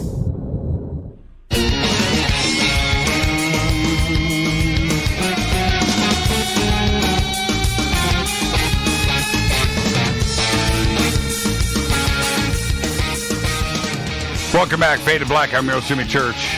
During the break, I like to walk around the bunker, and I went around the other side. I pulled a guitar down back in the corner. And over the weekend, I had to do some taping and stuff, and move some cameras around. And I've got another camera that's mounted over here.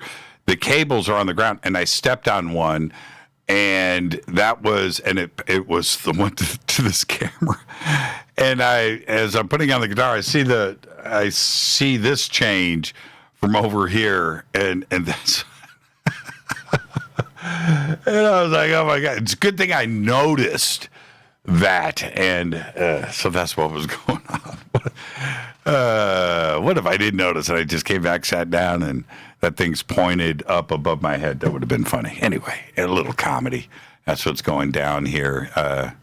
In the breaks, it is Fadernight. Open lines all night long. 747-228-2051 is the number. And let's go straight back to the phones. Hi, you're live on Fade to Black. Who's calling? Hey, this is Pat. What's up, Jimmy? Hey, Pat. How you doing, man? Pretty good, man. Pretty good. How is everything going good with you? What? Come on, man. It's Thursday night. I'm talking to you. It's a perfect. Hey, you know what's happening tonight at midnight? Pat. Oh, dude. Please tell me you're sending me kebabs. Pat, better than kebabs. What? Better than kebabs tonight at midnight. I got nothing after that, dude. That's it. Midnight Space Force. That's right. The movie, the TV series comes out tonight. Oh, you don't sound too excited. I'm kind of sorry, dude. I was kebabs and kind of went blank after that. Hey, brother, I got a buddy of mine. He works for one of the alphabet companies, and I keep trying to get him to call in and talk to you, but I did get him to listen to you tonight, so he is listening. Okay. I'm wanting him to call in and give you some stories, the ones he can. Right. He's got some pretty decent ones. So you're saying he works for like the CIA, the NSA, the FBI, the NRO? Hey, whoa, I didn't say nothing like that. I'm just saying he works for an alphabet company. Yeah, right on. Right on. But anyway, all right. So you ready? I'm ready. I got a good question for you. When you meditate, what do you use for your incense? When I meditate, what do I use for incense? Like sage, sweetgrass, frankincense, myrrh. What is it that kicks you off in your meditation? No, we sage. Sage, there you go. I don't want to out nobody, but there is a Fadernight, Brian, who actually gave me some good sage. Yeah, you don't want to out Brian. Yeah, you don't want to do that. No. I kind of want to keep that on the wrap. No, I'm glad you respect that. What made Brian's sage so special? Because I haven't had it in a few years because I couldn't find it around here. And it's hard, living in the middle of nowhere. It's kind of tough. Mm-hmm, mm-hmm. So I got it, man, and first thing I did, burn that, and, man, I was like, oh. It's just like the old feeling of getting high, Lit that up, got it going, and was like, oh, man, total relaxation. Why is that? Why does sage smell so good? I don't know. He also gave me some other kind of wood. You'll have to ask him, whoever I'm talking about. Right. But anyway, it smells like frankincense, and it blew my mind. Yeah, we have that too. Part of the tree, and it smells like frankincense. Yeah, we have that too, and we love it. I don't know what that's called either. We have I think it starts with a P. Something. Yeah, we have a couple different kinds of the wood.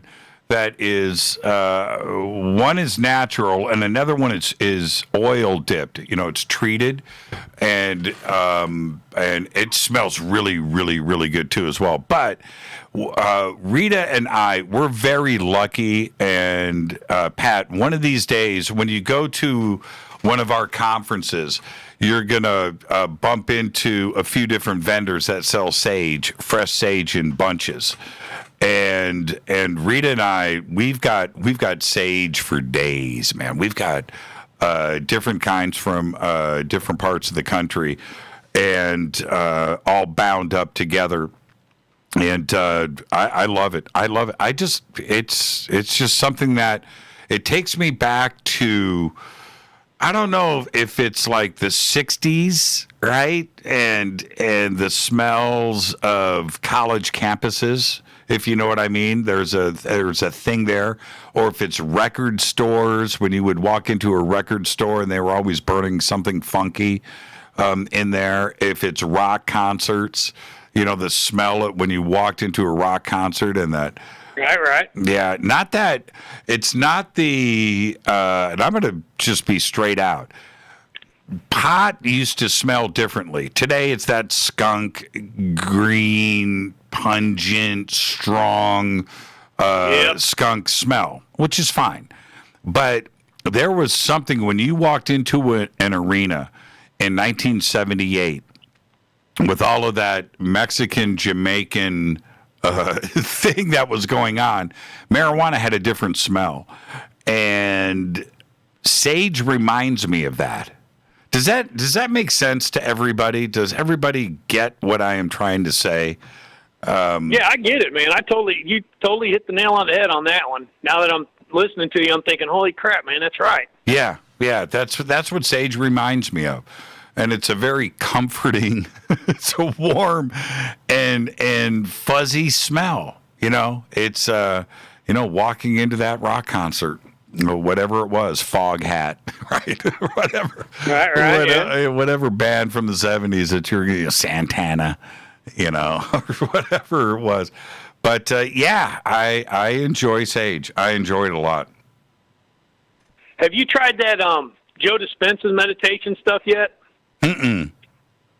Yeah, look into that. That's kind of Brian. I'm not saying who it is, but somebody hooked me up with that, and that's pretty trippy music and everything. It's kind of guided meditation, and it's kind of a little trippy, man. Check that out sometime. You know what I did? I've got to go back and do this. I went and searched. I forget the name of the style of music, but it's like stoner jam or whatever it is.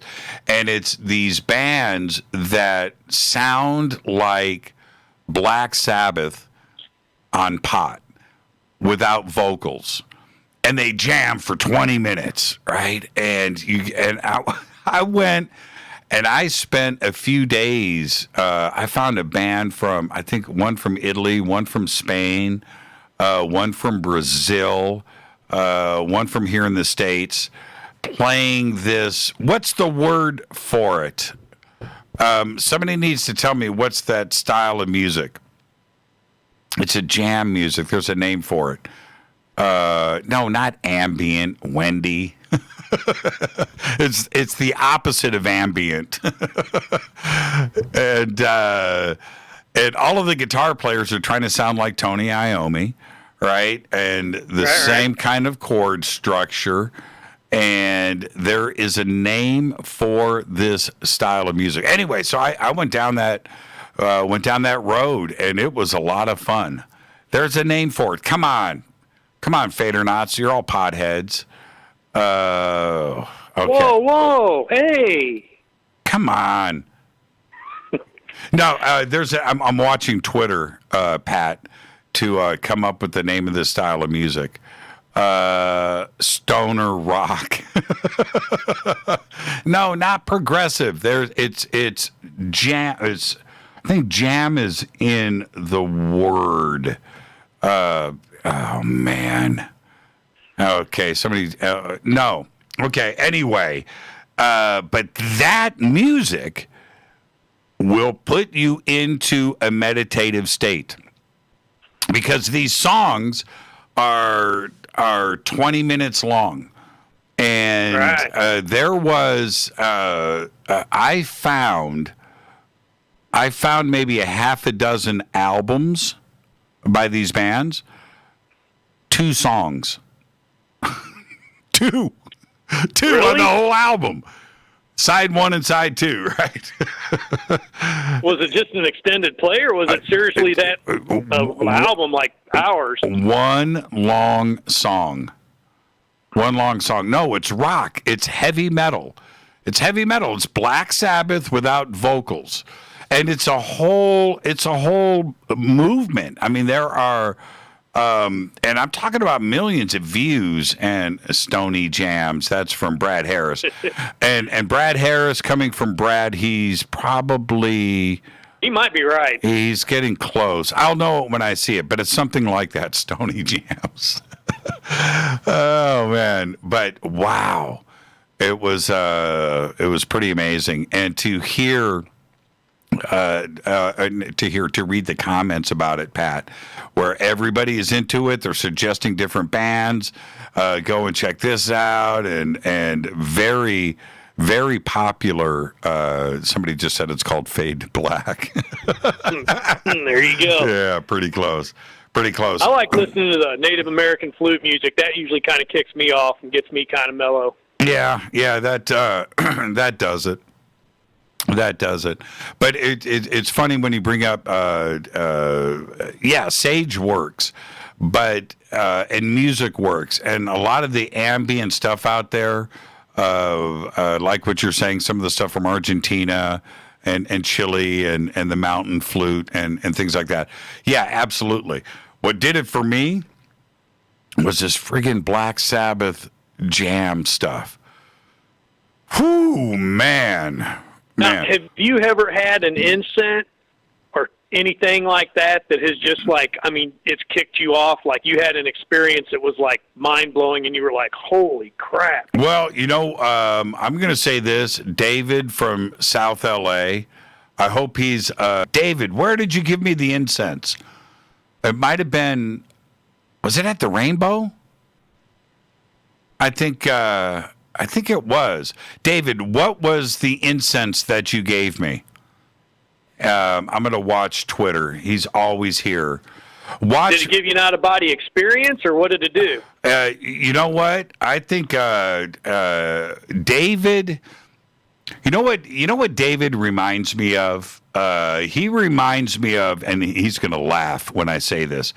David reminds me of somebody you would run into in New Orleans at a club, at a bar at 4 a.m.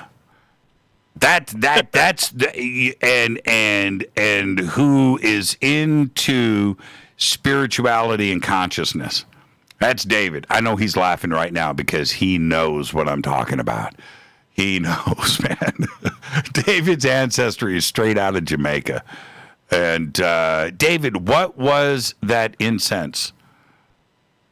Grindcore, gothic metal, groove metal? No, it's a stoner doom metal. It's all nice. Oh man! But David, I need you to for Pat post that incense because it was incredible. It was incredible. He told me what it was, and I don't know now, but and I've got it somewhere here in the bunker. I'll hold it up to the camera after the break. I'll go find it. Oh, hold on. He said, yeah, it was at the Rainbow. Right. It was at the Rainbow. Okay, but David, what was the incense? What was the incense, David? Okay, so yeah, David's listening. How cool is that? Good deal. All right. So keep your eye on it. Let me get back to these calls, Pat. Enjoy your weekend and give me... Hey, whoa. Hang on. One more thing. Okay. Just one question. Do you have the date set yet? Do I have a date set? Yeah, for the Traveling Kebab Show. Enjoy your weekend, Pat. Have a good one, brother. Go Beckley Teppy. Go Beckley Teppy. There he is. The elf stopped by. And there is nothing better than hearing from the elf. I'm going to take these calls in order. Everybody's been on hold for quite a while. Hi, you're live on Fade to Black. Who's calling? Hey, Jimmy. It's Mitch from Perth in West Australia. How you doing? From Mitch, where are you from? Perth in Western Australia. I'm the Black Knight satellite guy. How are you, Mitch? Good, man. Hang on. Sorry, I got you on that. There we go. How's that? Yeah, there you go. Much better. Sweet.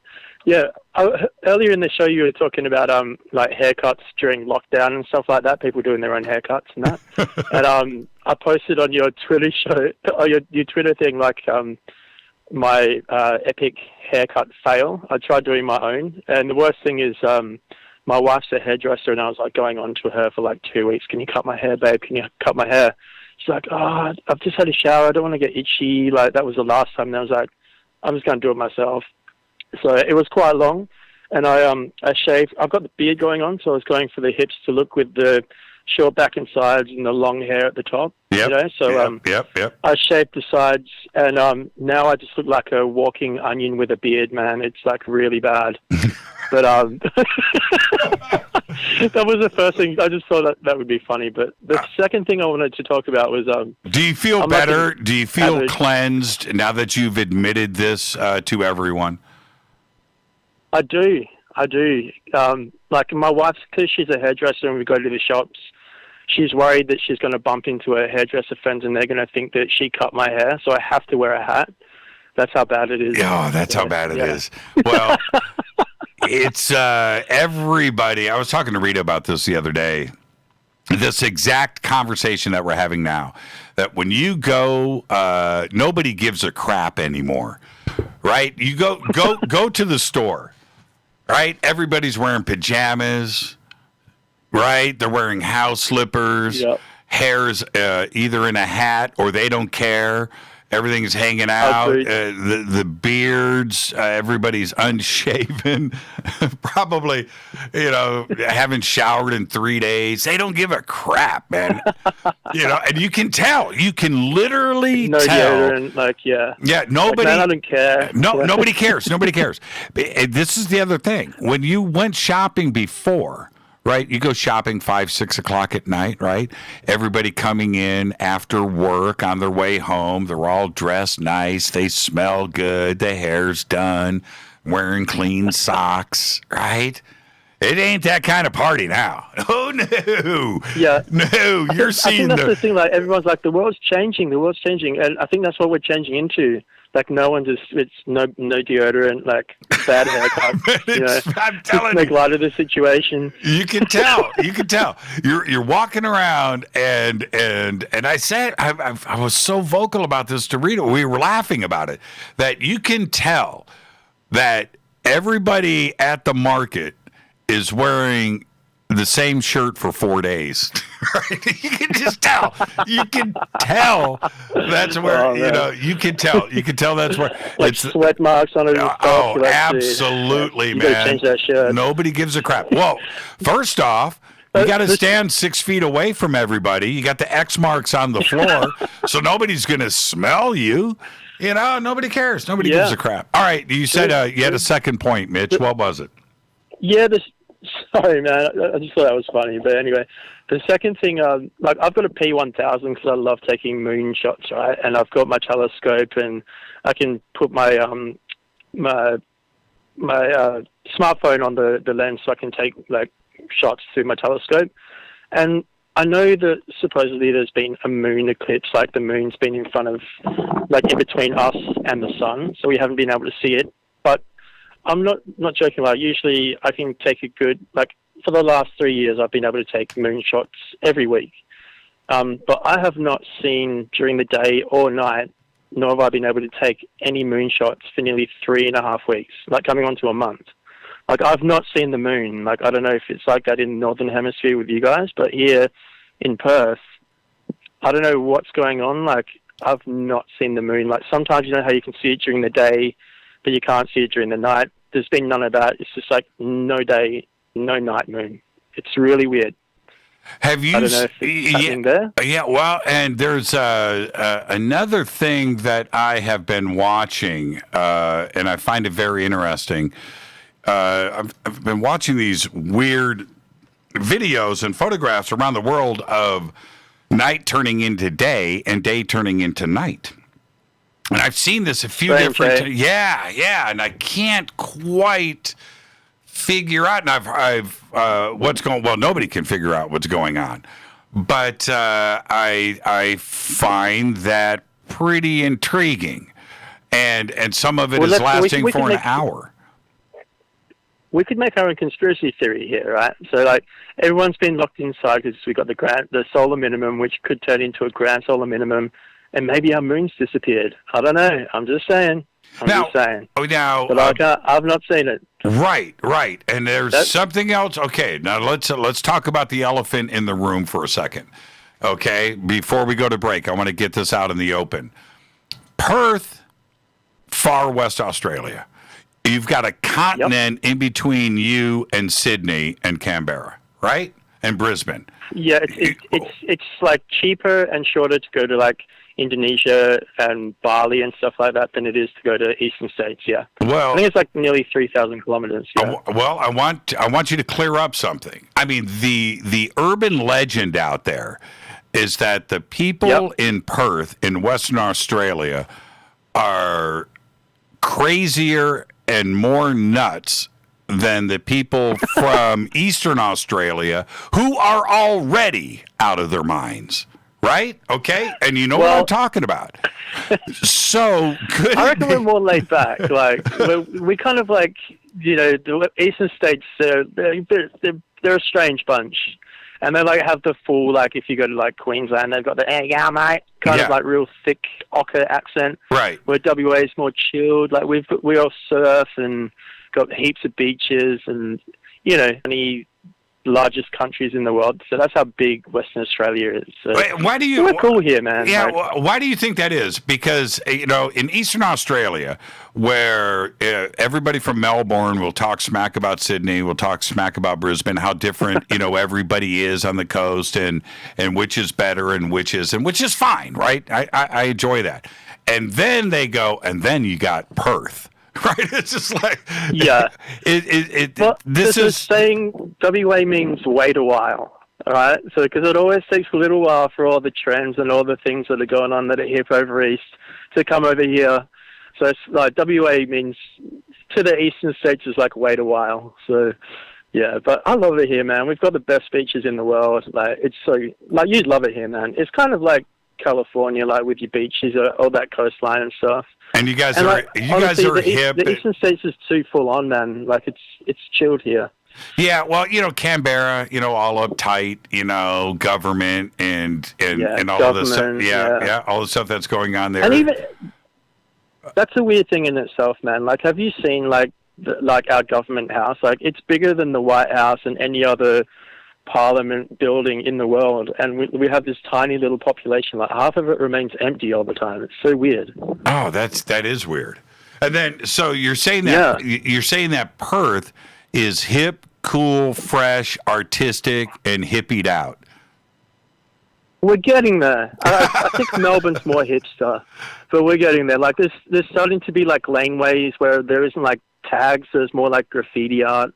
We're kind of getting there. Mm-hmm. Right. And then like a perfect example is my haircut. Like I tried to be hipster like Melbourne, but I just failed miserably.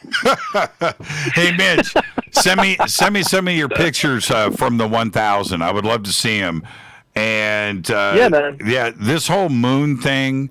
I've been keeping my eye on it. I talk about the moon all the time. Like I had some crazy dreams about it, and I I don't know if they're prophetic or whatever. What dreams did you have? Well, I've got to get to a break. I've just had this weird repeating dream about the moon being hit or exploding or breaking apart. And that there was a actual meteor that came between us and Earth, and skimmed our atmosphere, literally 2 weeks ago, I think it was. Right. And they reckon it hit the moon. Like some of the debris hit the moon. Don't freak me out. Yeah. Not many people know that. And they reckon there's this massive anomaly where it skimmed past. And it took away a bit of the atmosphere between the southern tip of South America across to the southern tip of Africa. South America? Yeah, Africa. South Africa and South America. Yep. And there's a gap there right now. And it's pretty interesting. Hopefully it'll seal back up. Hey, Mitch, enjoy your weekend, man. And go hang out in Perth. Too, man. And give me a Gobekli Tepe. Check out my photo I sent you. Okay, you got it. Gobekli Tepe. That's what I'm talking about. Thank you, Mitch. Good on you, man. Right on. And man, it's an interesting thing that is Australia. Perth and Sydney, and it's a continent in between. Very interesting, very fun. We love our Australian Down Under audience. This is Fade to Black. I'm your host, Jimmy Church. It's open lines all night long. It's Thursday night. It is Fadernight. 747-228-2051. We're going to continue after this short break with more of your phone calls. Stay with us.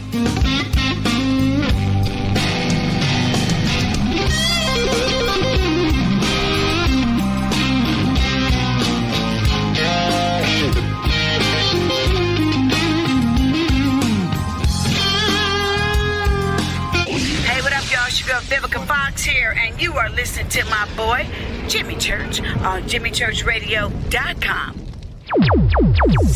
Despite popular opinion, reading a book will not make you smarter. But listening to Jimmy Church will.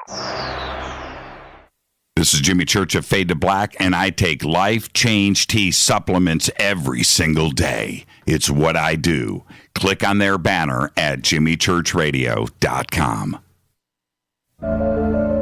When you take the beans from Central America with dashes of Indonesian and African mixed in and then roast it to the dark side of Fade to Black, you create the ultimate brew of fringe.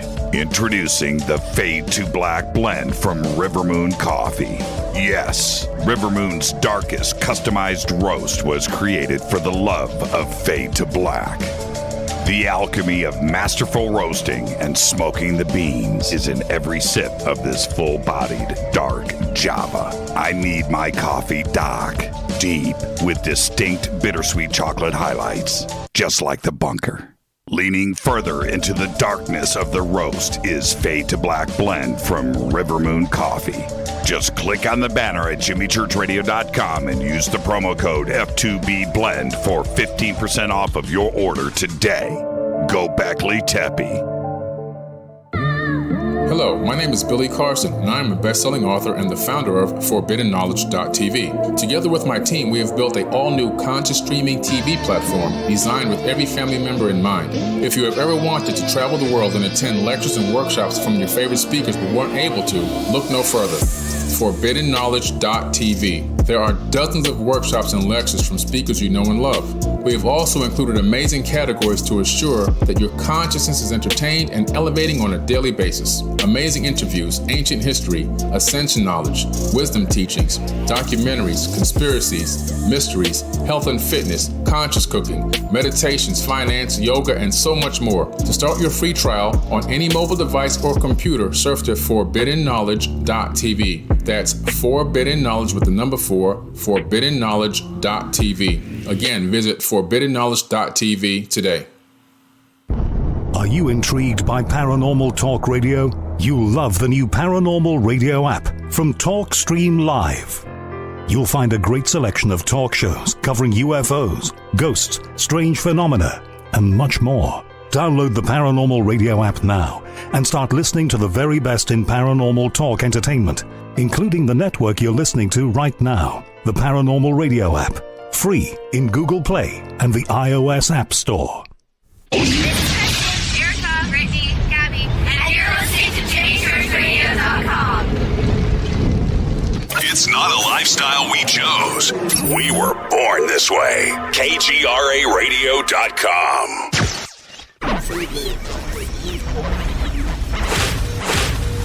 This is KJCR at JimmyChurchRadio.com.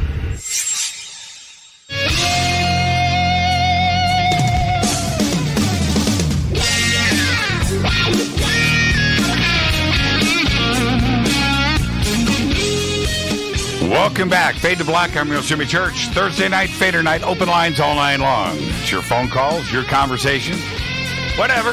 UFOs, conspiracies, paranormal, the supernatural, music, lost history, time travel. Everything's on the table. It's your night. I really enjoy hanging out with all of you. And, I want to remind everybody, I'll be over at Coast to Coast this Saturday, so our week isn't ending now. I'll be over at Coast to Coast this Saturday, and the subjects, well, actually, let me do this really quick. The subjects are going to be, I am going to do the Magé Brazil story with Johnny Enoch. And then I am going to have, and it's going to be great. We're going to be talking about what is happening in Magé, Brazil. And then I'm going to have a guest from Australia. His name is Rich Harity. And we are going to be discussing recent DMT research. So you're not going to want to miss that. That is this Saturday over on Coast to Coast AM. And there's no question that Johnny brings the best research and brings everything to the table. And we know that something has happened down in Magé, Brazil, and it needs to be discussed. And it hasn't been covered yet in depth, not only here on the show. We talked about it with Linda Moulton Howe, but on Coast to Coast AM. And I want the rest of the world and the country to be aware of what's going on. But then also DMT. DMT is something that just it's getting more scientific in its research, and a lot of professionals are looking into it. But it's something that isn't discussed in a national way. So that'll be Saturday night over on Coast to Coast AM. With that, let's go back to the phones. Hi, you're live on Fade to Black. Who's calling? Hey, Jim. How are you? I'm good. Who's this? Michael from PD. Michael from... Mon-Thu. From where? I'm sorry, you're breaking up. Michael from Mon-Thu. Oh, Mon-Thu. How are you, man? Good, brother. I have a hard time always letting you lead, and I'm going to kind of lean on you tonight to lead, but I always seem to notice stuff that most people don't make a big deal of, but yet it sticks out like a sore thumb to me. What's that? Yeah, go ahead. No, so what's that? What's sticking out like a sore thumb? Well, I drive a lot with my current job, and I cover a pretty good distance in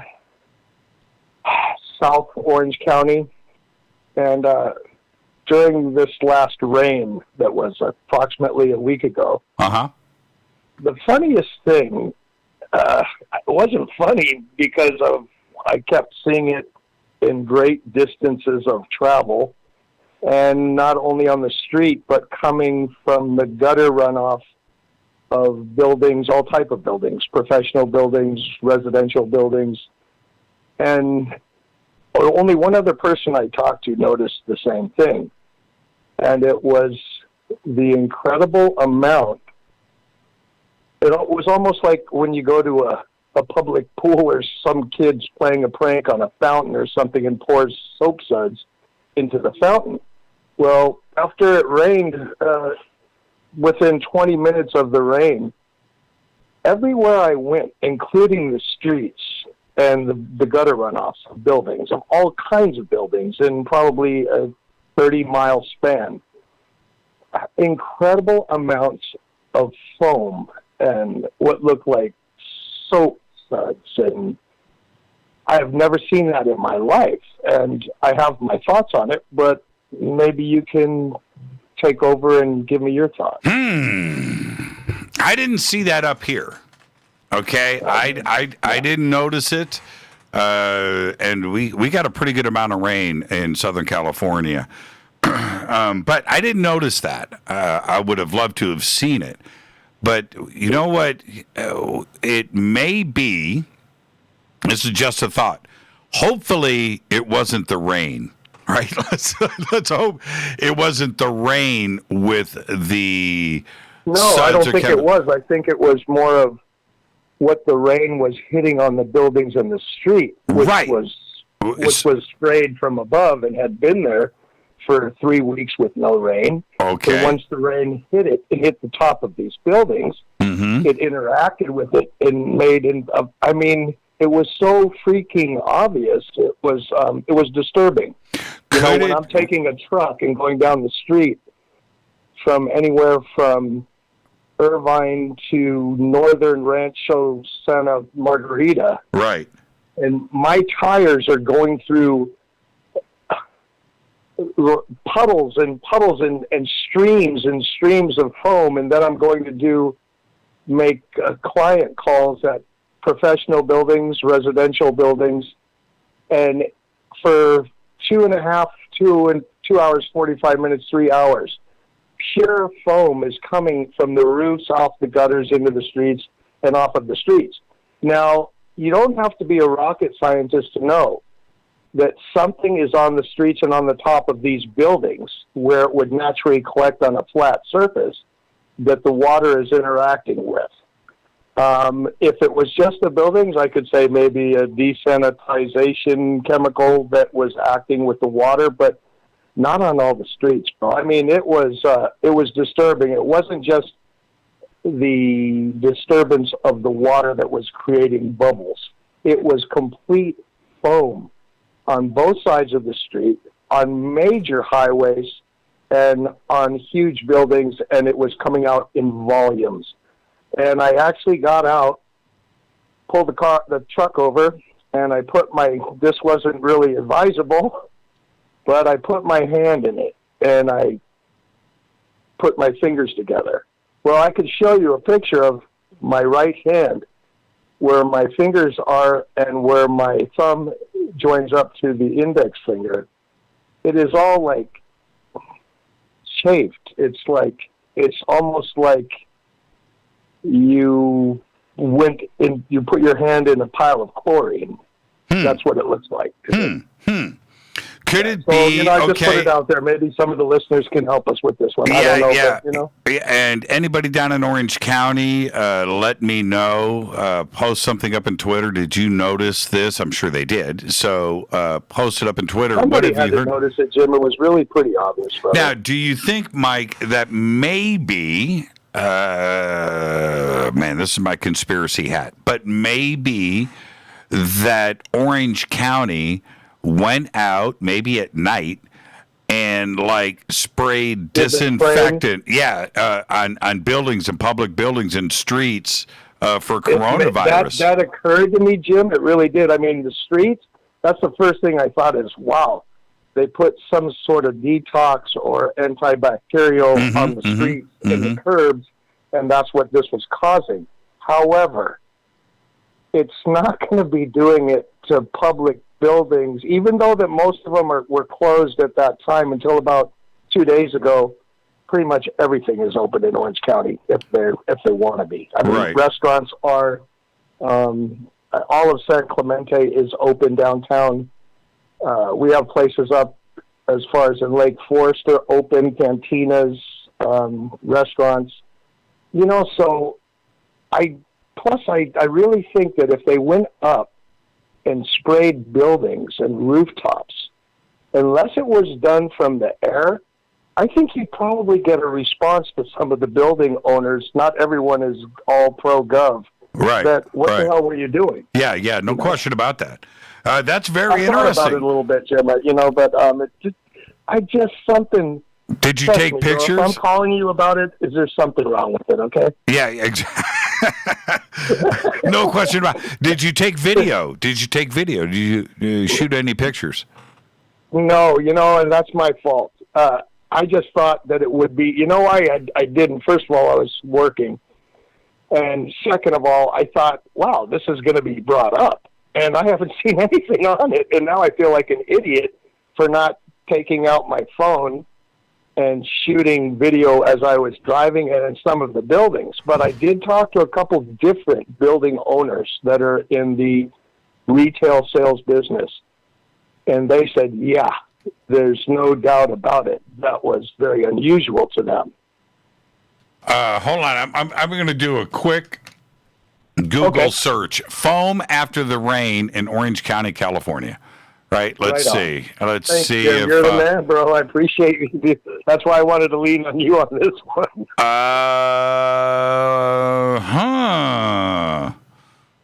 Okay, this is worth chasing down. Dana Point. Dana Point had it. Yep. funky brown foam washed up. This is the Orange County Register. Yeah,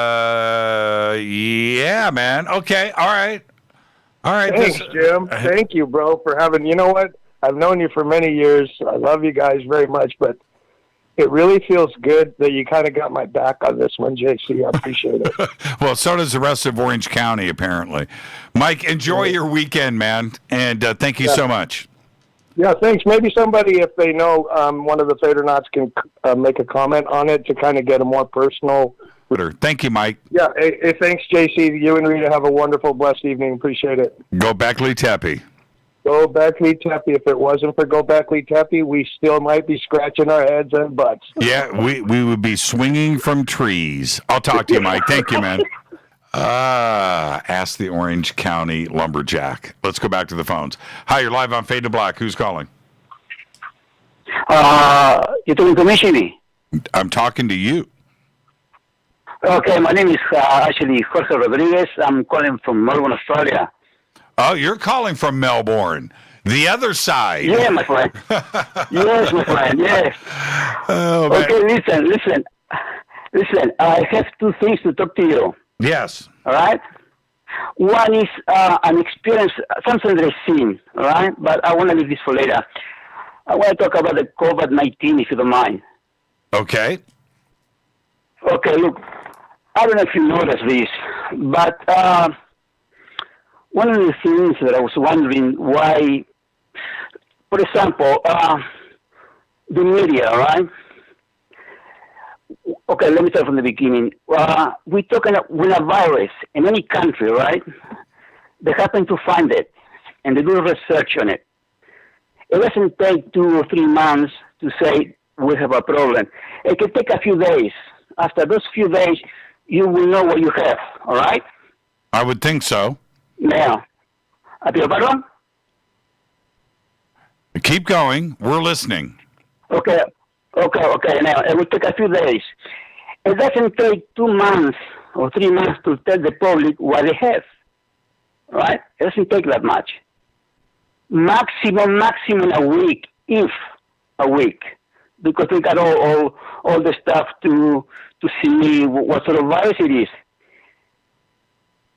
And I have to be careful what I say because it can be controversial. But it's not that I believe that 100%. It's what actually happened. It's just in the media by the people itself. What happens is they took about a couple of months to tell the world we have a very strange virus that can be very deadly. They didn't say that. They didn't say that in the beginning. They didn't wait. People was dying. So what happened then? When they told the world, it was too late. Now what happened in the media? They say, clean your hands, don't touch your face, blah, blah, blah, blah. But they never, even the people, sometimes they complain about whatever crazy stuff happening in the world. But we're talking about something that has stopped the world. Thousands of people have died. Yes. And exactly. What I'm saying is, where's the people? When we're gonna get together and say to the government of the world, listen, man, enough is enough. If you put a raper on a murderer who killed 1 or 2 people in jail for 20, 30 years, and you have a government, it doesn't matter what government in the world it comes to, and it creates this pandemic, this killing even children and young people, and nobody is talking about it. The concentration on stuff is so goddamn ridiculous that I don't get it because this is very important to stop the world. And what they talk about, let's talk about business.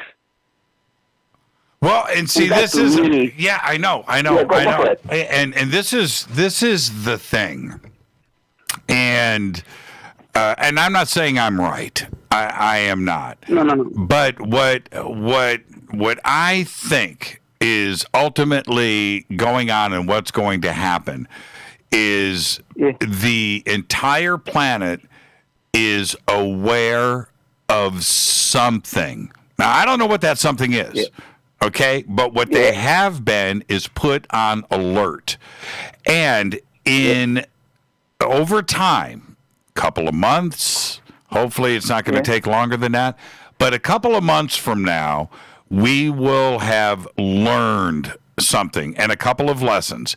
We will know how to deal with this in the future. We'll know how to deal with governments in the future. We'll know how to listen to leaders in the future and the medical community, the business community. We will know how to react from this. We will also know the cause. We will know how to get out in front of this the second time or third. It's going to happen again. But did we overreact? Did we not react enough? Right? That's a possibility. What if we should have even gone further with this? Or did we overreact? Yeah, I don't know. And I'm talking about you and I. I'm not talking about the government. No. I'm talking about us wearing face masks, us staying at home, us not going to work, us keeping our kids out of school. You know, all of these things, shutting down cruise lines and airlines and businesses and restaurants and all of these sacrifices that everybody has made. Was it enough? Was it too much? Are we going to have to listen to people in the future, or are we going to make up our own minds? Are we going to figure out a way to deal with this on our own, and we will tell the governments how we want to deal with it, and that we don't have to deal with it their way? I don't know, but we're going to learn those lessons. I don't know what they are, and in a couple of months, we're going to look back, and we are going to know if we did the right thing or not. Right now, we're dealing with stuff that we don't know anything about. We quite simply don't know. You know, every medical professional has got a different opinion. Everyone. Every government's got a different opinion. You have a different opinion than mine and your neighbors and my neighbor and how they want to deal with this or not. And I understand that because I'm just as confused as you are. Right? I don't understand. I don't understand. I don't. Okay, listen, Jimmy. Yes. Listen, one of the world, right? You still there? Yeah. Yeah, the world and the world, there's something that is going to happen. You have countries like, I don't want any country, just countries, right? Where you have selling food and meat and fish, and you have bikes passing with all the foodies. They know that places are very contaminated. The government knows this. All right? It doesn't take a scientist, a rocket scientist, to understand you are creating problems. They've been saying to the government for a very long time. And what the government say, let's talk about money.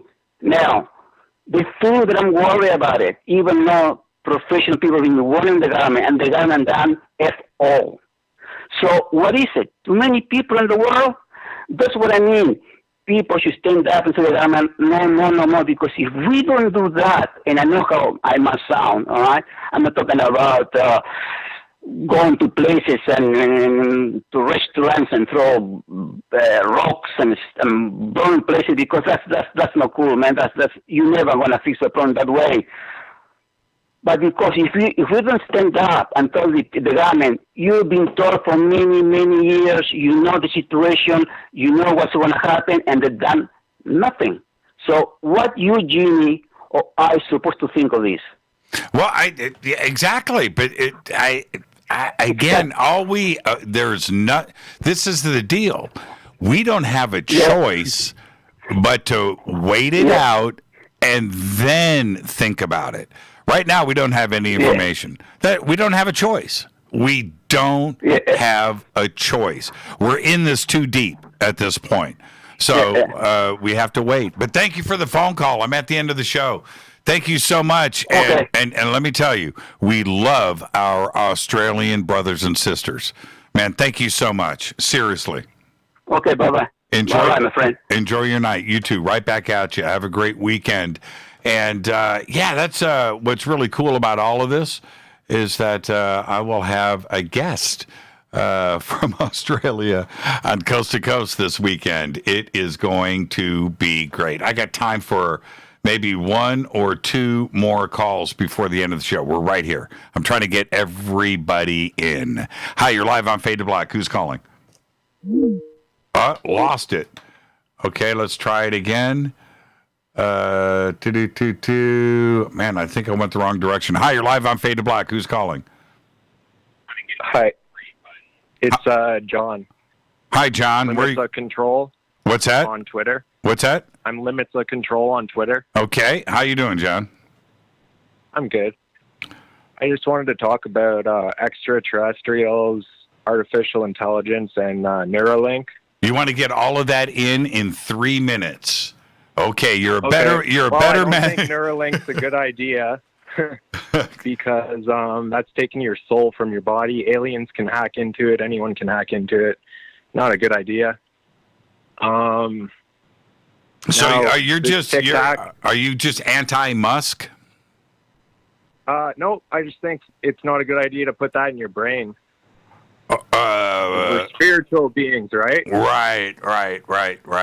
Have you seen? I want you to get all of your thoughts out. This is a yes or no question. Have you seen what Neuralink actually looks like? Yeah, it's freaky. Elon's probably got it in. Neuralink only follows one person, Elon, right? It's probably in his kid. And he can barely talk. He's so stuttery. He stutters. He can barely talk, right? I like Elon. Anyway. I don't care what anybody says. I like Elon. I do. I like him too. I just think that we need to. He even said AI is dangerous, so we need to think about Neuralink too, because aliens can hack into your brain. Do you want to have your brain hooked up to a computer and then anyone can hack in? Who knows how long Elon's going to be around or what kind of antivirus he's I know. Yeah. Okay. Yes, I agree with that. What was your next point? Well, the Tic Tac, it's obviously artificial intelligence, right? It's unmanned. It's only 40 feet long. Okay. Could be. Yeah. It could be. So we need to start profiling these things, tracking them, because people are going missing 411. And you know that cigar ship that McKinnon saw? Those are used to transport people. So those are probably the ones responsible for picking people up. Those big cigar-shaped ones that Gary McKinnon saw when he hacked in. Right? Yeah, that was pretty interesting how he described that. I would have done anything to see the full image that he saw on the screen. But John, I've been chased by barbell-shaped, dumbbell-shaped UFOs. I saw 2 of them, and then one chased my car, chased me into town. I think it turned around because the telephone wires or the hydro lines. Mm-hmm. Yeah. Wow. And these dumbbell, barbell, MUFON's got a case on it. It's on YouTube. Right. And they were spotted in my same province in Ontario. How big was it? I was saying around 35, 40 feet, but I think he was saying like 65. And it's really hard for me to say because, it was maybe 100 feet above me or 75 feet above me or something, chasing my car. I had to get up to 130, and I went down around a corner. Wow. Going away from it, but... Listen, I got 60 seconds left. I'll make this comment. Okay. They're dual mortars. What? They're dual mortar traps, kind of like the ones in Terminator 2. The middle section is small, so they're probably unmanned too. These are artificial intelligence. They'll chase you down, and who knows what kind of weapons they got. So I think we need to start profiling these things. People are going missing. David Pilates, he better get this investigation under control. We're going to find out who's taking these people. We're going to profile these things, and we're going to get this done. There you go, John. Thank you so much for making all those very important points. But something else is more important. We're at the end of the show, so I need you to say, "Go Beckley Teppy." Yeah, I'm Beckley Tepley, man. I'm just being cautious. I don't want Neuralink in my brain. Thank you, John. Enjoy your weekend. You too. Bye. Right on.